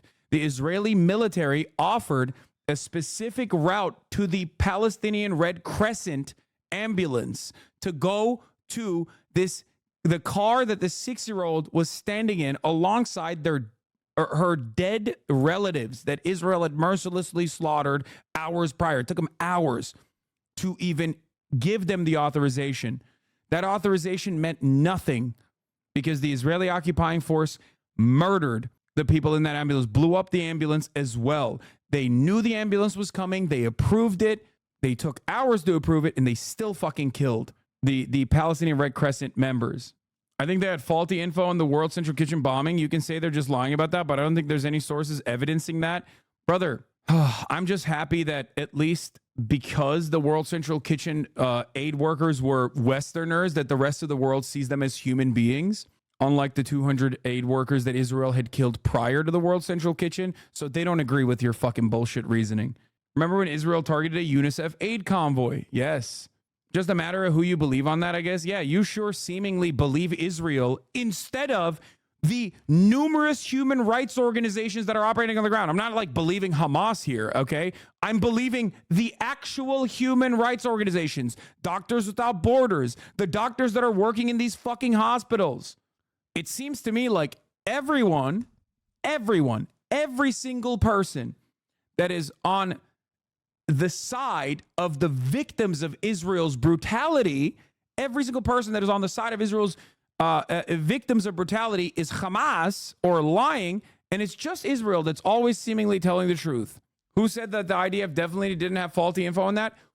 Brother, what the fuck are you talking about? The IDF themselves punished the fucking people that triple tapped the convoy. The only reason why we're having this conversation about the convoy is because white people cared enough about it that it became a fucking problem. Israel does that shit on a daily fucking basis. And even then you're trying to actively defend it.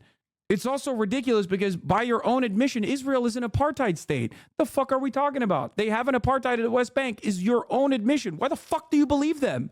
Yeah, because they were trigger happy and just fired off on a hunch? No, because it's a fucking kill zone, dumbass. That's it. Israel has cultivated an organized, chaotic situation inside of the Gaza Strip because it doesn't matter. Anyone that is Palestinian is worthy of death, and their numbers show that. The percentages that you brought forward, like it was a fucking obvious example of perfect military operations, show that reality. And anyone that helps the Palestinians are Palestinian lovers, they're Arab lovers, and they also deserve death. So they don't care enough. That's the problem. It is not like some random fucking militia, by the way. This is a very organized military. You can't just say, oh, they were just trigger happy. They coordinated with the fucking convoy, just like they coordinated with the PCRF time and time again as they kept shooting and killing fucking medical professionals. Also, we didn't even get to the hostages yet. Hamas took 250 hostages, right? Oh my God. That's terrifying, right? Once again, numbers on the board. Israel has taken tenfold more hostages since then, both in the West Bank and also the fucking Palestinians that they nabbed that had work permits to work inside of Israel. They tortured them. They killed them in their concentration camps like Sidi Taiman. You have no defense for that either. They literally anally raped them with fucking hot prods and murdered one of them, according to the New York Times. That's not my assessment of the situation. I'm not believing Hamas. I'm listening to the fucking New York Times. It is straightforward Nazi Germany. Zionism is a fascist ideology, and Israel is straight up, without a shred of doubt, doing Nazi Germany style shit. Apartheid on the one hand, ethnic cleansing on the other. I mean, that's happened in French refugee camps. Is France committing a genocide right now? You really think I'm going to defend the fucking French? What are you talking about? The French still maintain actual fucking colonies. What the fuck are we talking about? 3,600 held in administrative detention as of right now. 900 plus are illegal combatants, also held without a trial or a charge, by the way. That is holding a hostage. It's more than 10, by the way. It's more than 10x. 250 on the Palestinian front, which, by the way, also had prisoners of war, which we're considering hostages now because it's Israel. So obviously Israel is always the victim and never the perpetrators. So even the IDF are technically hostages. Most of the people remaining in Palestinian captivity that haven't been fucking mercilessly slaughtered by Israeli bombs are, for the most part, IDF soldiers. They're not hostages. They're prisoners of fucking war. You got Israeli soldiers repeatedly calling to wipe out the entirety of the fucking Gaza Strip. You have those in positions of power that have said that have expressed genocidal intent and genocidal sentiment. Yes, debate lords are very bad at debating, but to be fair to them in this circumstance, this is not a debatable position. It's not a debatable prospect. You are doing Nazi-style Holocaust denial, and the Holocaust is happening in 4K every single day, with those who are perpetrating it openly fucking stating their desires to do it. So it's a difficult prospect to begin with. Piece of shit Nazis at least have the benefit of talking about history. So most people have to do the reading, and you can lie about history. You can't lie about what's directly in front of people's eyes, or at least successfully lie about what is directly in front of people's eyes. That's the problem. There's also a key domestic human rights law that hasn't been enforced, the Leahy Law. It prohibits assistance to foreign military units that commit abuses. For most countries, before we provide the assistance to a unit, we vet that unit for potential human rights violations. In the case of Israel, we provide the assistance first, and then essentially we keep an ear out for potential allegations of gross violations of human rights. To date, that process has never resulted in a unit of the Israeli security forces being sanctioned by the US, despite very credible allegations of gross violations of human rights, including extrajudicial killings. You can't see, but he was holding up a copy of Mein Kampf, actually. Torture, forced disappearances, and rape by Israeli security forces. In April, the administration said they found credible evidence that specific Israeli units committed abuses before October 7th. But that they would not suspend aid because they believed that the Israeli government had taken steps to deal with the violations. Do you think that lack of enforcement could have an impact on the conduct of Israeli military units if their top arms supplier isn't enforcing accountability mechanisms? Well, this is why I've said all along that the United States needs to apply its laws uniformly, whether we're dealing with an adversary or whether we're dealing with a friend, because the credibility of U.S. foreign policy requires that we apply our laws on a uniform basis. So, yes, it's very concerning and alarming when we get reports that that is not happening.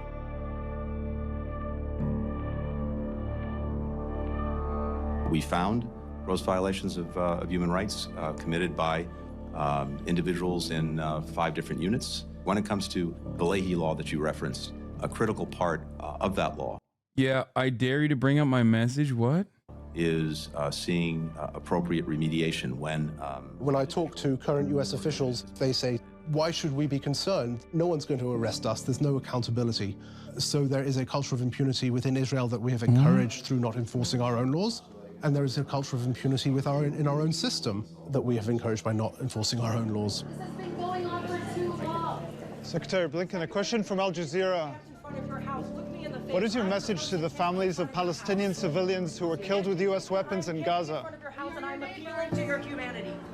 Why is your administration not enforcing U.S. and international law to hold Israel accountable?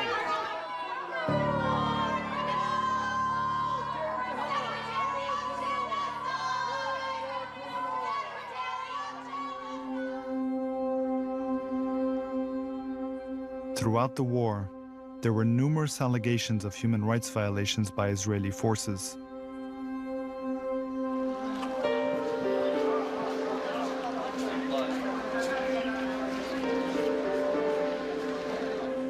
After surviving the airstrike that killed dozens of their relatives, Hiba and her family moved to another building in mid-December.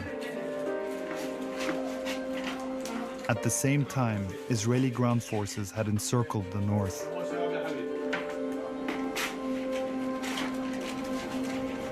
The inaugural chief prosecutor of the ICC knows just the blockade of Gaza, just that, could be genocide under Article 2C of the Genocide Convention, meaning they're creating conditions to destroy a group.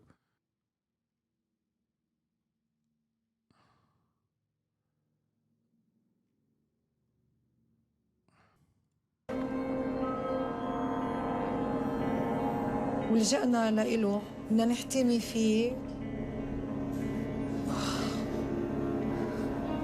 وصارت مجزرة تانية في العمارة كلها.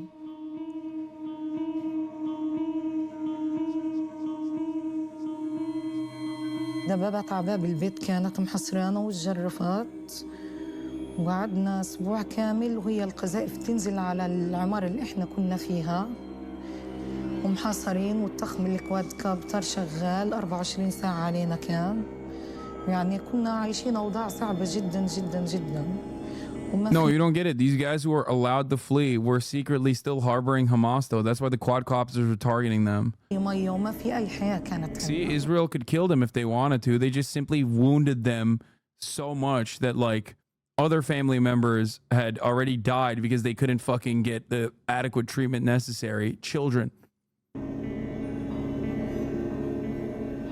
Another woman staying in the building, who wanted to remain anonymous out of fear for her safety, confirmed the days-long attack.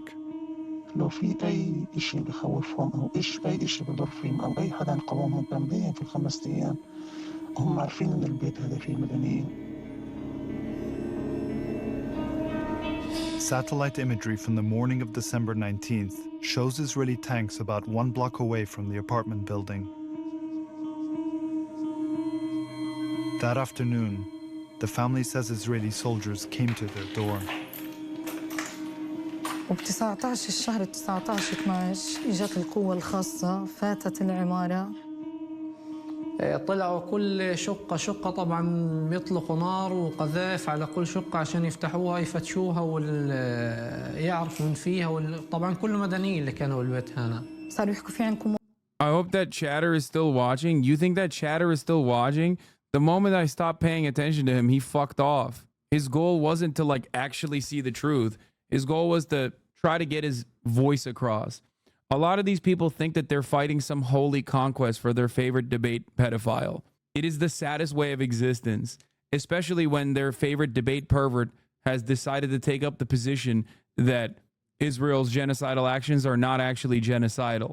He could at least, like, I don't know, go after Ben Shapiro or any number of conservative fucking weirdos and have his fan base go after those weirdos with the same ferocity. But instead, he chose to fucking defend genocide.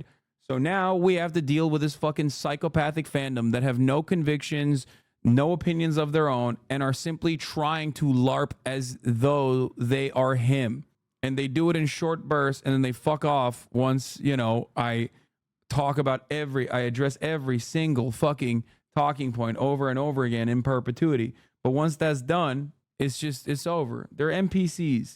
Those opinions will change in the upcoming months. I suspect that, like, Divorcelli's own personal convictions have changed now that he's seen the conditions in the West Bank. That's why that chatter came in hot and said, no, I absolutely think the West Bank is apartheid. A couple of months ago, he would have said that's not the case. Hold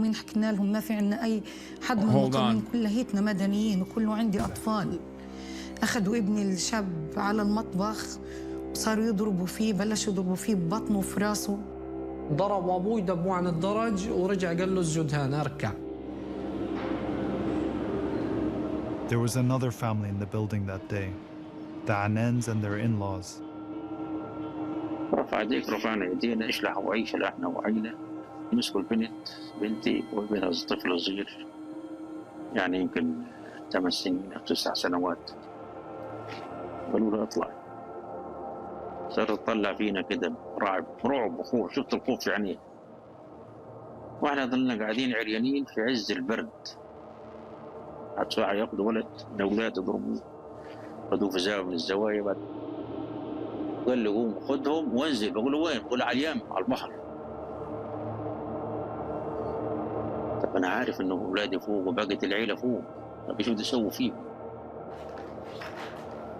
Ahmed says he was forced to leave while the rest of his family was upstairs, including his son Yahya. أول ما خشوا قلنا بصوت واحد إحنا مدنيين مدنيين مدنيين. خشوا طخ عشوائي. أول واحد استشهد زي ما أنت شايف أبو حمدي الغاليين جوز أختي، هذه عبايته رحمة الله عليه، هاي دم طخوه طلق في راسه والثاني في قلبه. الجنود كانوا هان، طبعا شي بيتكلم عبري شي بيتكلم انجلش، بيحكوا مع بعض لأنه جيش نظامي هذا. بس طبعا لا سؤال ولا ايش اسمك ولا رقم هويتك ولا أي شيء.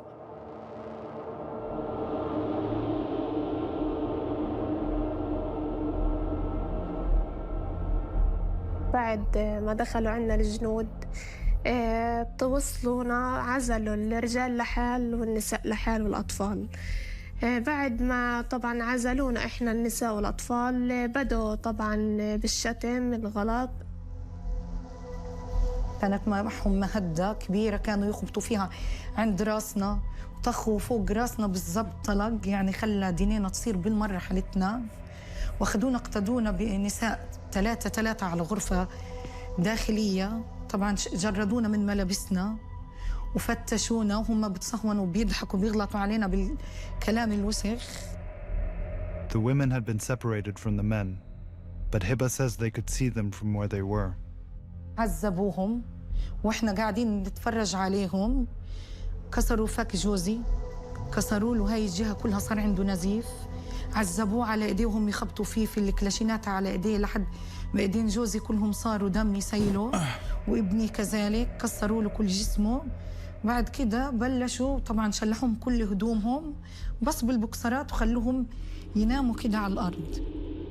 The survivors say the Israeli soldiers then executed the men in front of them. بلشوا في الاعدامات قدام عينينا كنا، ما خلوا ولا حد، يعني عملوا ساحة دم قسما بعزة الله يوم ما بنتسى ولا هينتسى. At least 11 men were killed, including Hiba's husband, Ayman. Yahya and Adel were both injured and passed out, but they survived. في شخص جنبي اجى بده يقف، يعني بده يطلع، صار اطلاق نار بشكل مش طبيعي عليه. طبعا انا كان غير التعذيب اللي عذبونا اياه، من كتر التعذيب كان مغمى علي.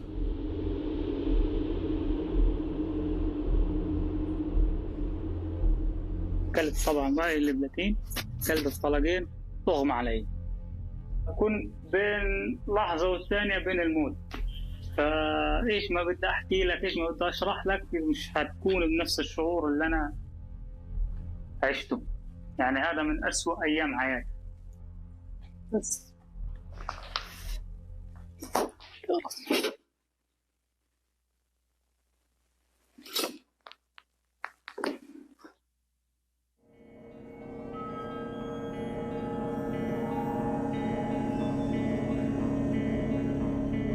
According to survivors, after the executions, the soldiers left but were still outside the building. أنا لما أخذت أختي ندى في حضني قعدنا الشقة اللي قبال الشباك.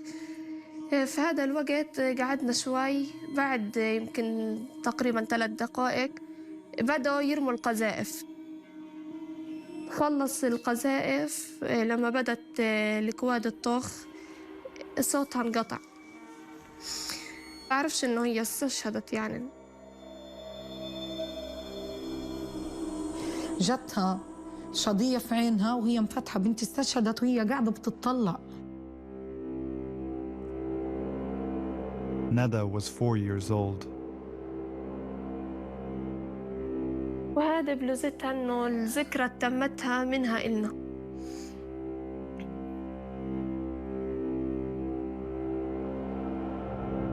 After the soldiers left, the survivors tried to get help. Fault lines reviewed text messages sent by survivors that night. One of Yahya's sisters who survived the attack messaged a group chat that included relatives, telling them what happened.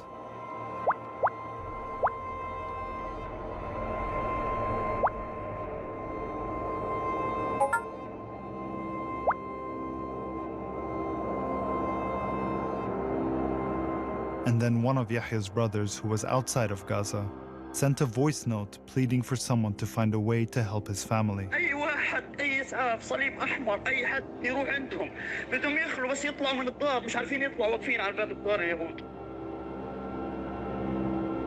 The next day, people were able to enter the building.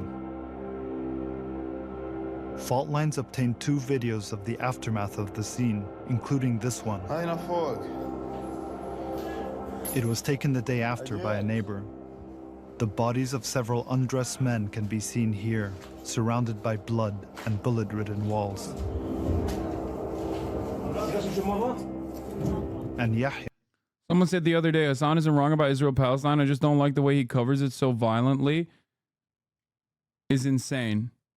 There's no way to cover this. There's no way to cover this in a non-violent way. What does that mean, violently? Yeah, alive, is seen for a brief moment.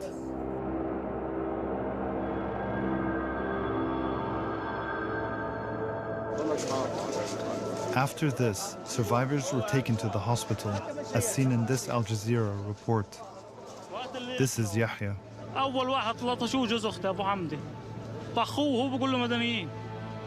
Hiba and her children were filmed as well. أنا في إيدي رصاصة، بنتي في راسها رصاصة، ابني بطل يشوف بنتي الصغيرة استشهدت، جوزي عدم. A video taken just before Hiba's husband Ayman was buried shows the injuries on his face. معهم كل الإمكانيات وأنت مدني أعزل لا تملك إشي وما سويت حاجة وبلحظة إنه ينعدم أغلب قرايبك.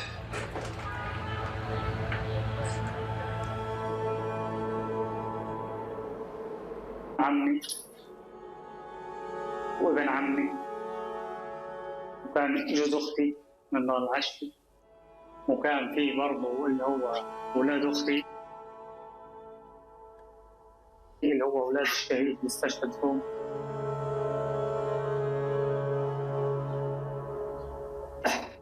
فقلت أنا أخويا أمين الله يرحمه أكبر مني بسنتين ما له أي دعوة لا في مقاومة ولا بضرب طلب.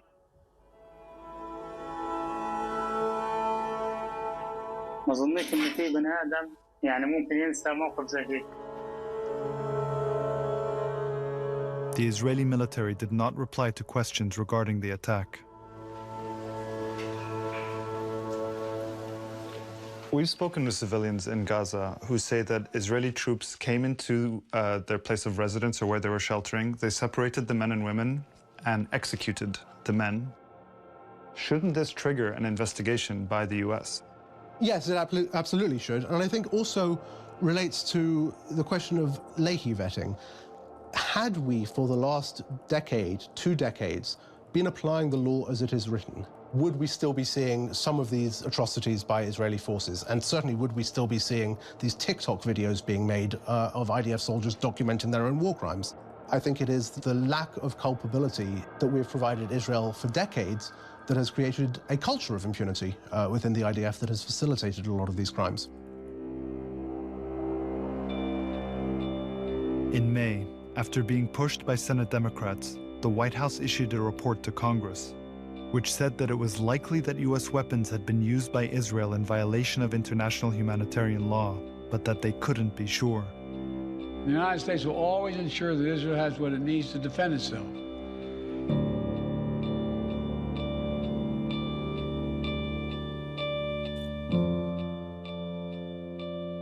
As Israeli ground troops began to enter Rafah in May, the Biden administration submitted a new weapons package for Israel to Congress.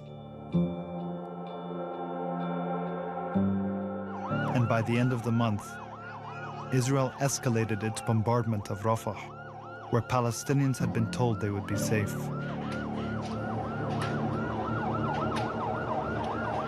Do we have memory? Does the world have memory? I will remember the United States as having allowed for the commission of the worst possible crimes against Palestinians. I will remember the United States as having failed in their obligations to prevent those crimes through their very powerful position in the world and vis-à-vis Israel.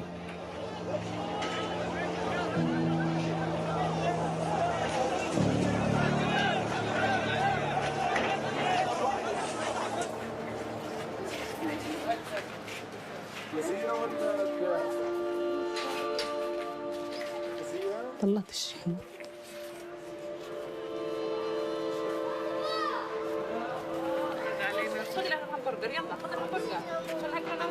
اياد كان كل العابه لما يشتريها يشتري العاب اطفال، يشتري سياره، يشتري مسدس، يشتري دباديب، يشتري اشياء اطفال. اياد الان ايش بيشتري؟ بيشتري عروسه إلها كروسه بصير يمشي فيها وبيحكي لها يلا يا هنود امشي. امسك العروسه نامي يا هنود.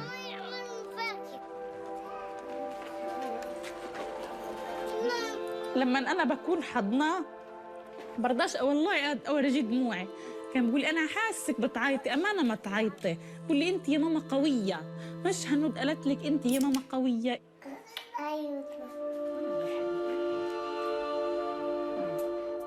يعني ما تقتلوش، انتم بتبعتوا سلاح يا ناس اطفال، حرام عليكم ارحمونا، انتم الحسب عندكم قانون، عنده انسانيه وعنده ديمقراطيه، وين الديمقراطيه اللي عندكم؟ وين القانون اللي عندكم؟ We wanted to speak with the White House and State Department to discuss the administration's role in the war, but they declined repeated interview requests. في هاي الحرب أنا فقدت أكثر ناس مقربة لقلبي، طبعاً جوزي، نور عيوني، بنتي، نبض قلبي، أغلى الناس إلي أنا فقدتهم وراحوا. كل ما أتذكرهم قلبي للأمانة بنحرق.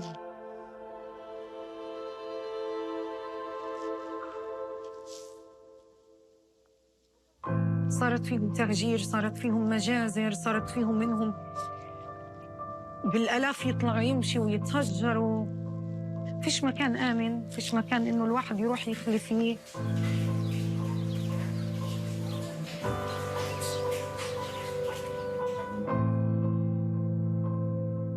It could take 80 years to rebuild Gaza, according to the UN. But the war hasn't just destroyed Gaza.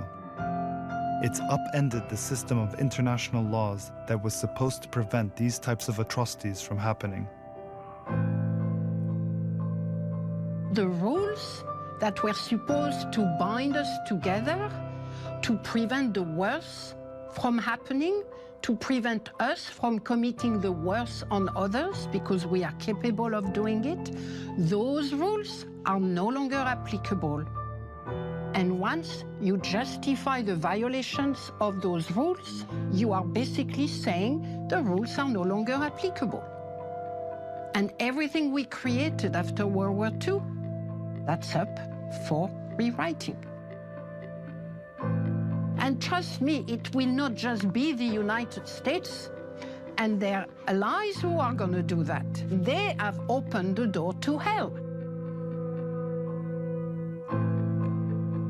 عمري ما حسيت انه القوانين الدوليه او المؤسسات الدوليه او مؤسسات. At this point, it's like the only thing holding back other countries is their own lack of interest in conducting affairs like this. الحقوق انها عملت شيء لقطاع غزه، كلام حبر على ورق. لحموا مسعفين، لحموا صحفيين، لحموا اطفال، لحموا مدنيين. Like, what's stopping China from doing this shit? They're a fucking superpower.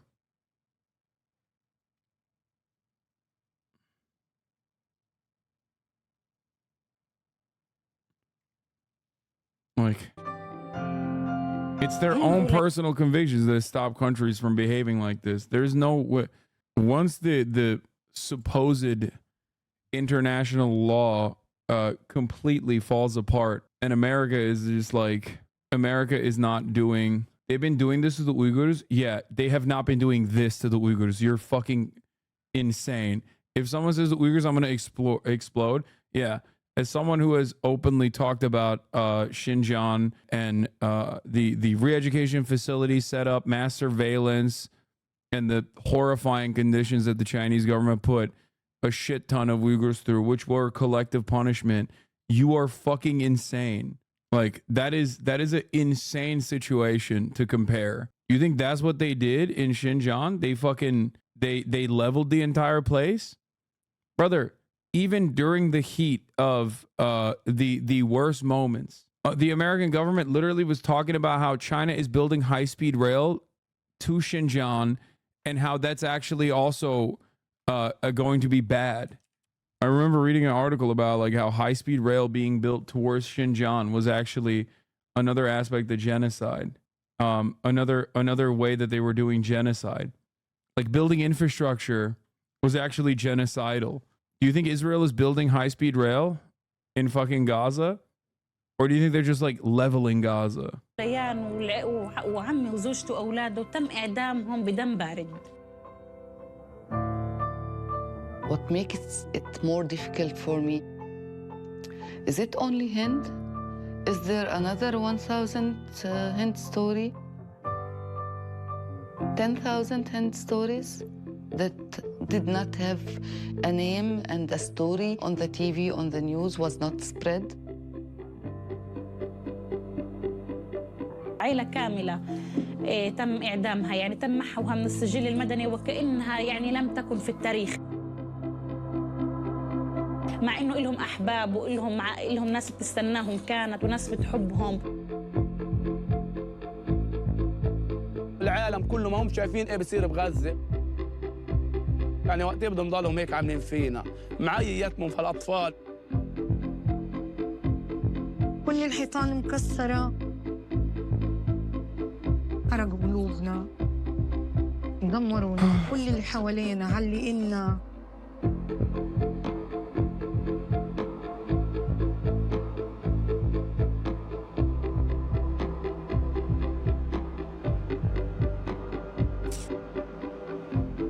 ربنا يصبرنا إن شاء الله. إنا الله وإنا إليه راجعون. هذا كل اللي بقدر أقوله. غير هيك فيش شيء بقدر أقوله.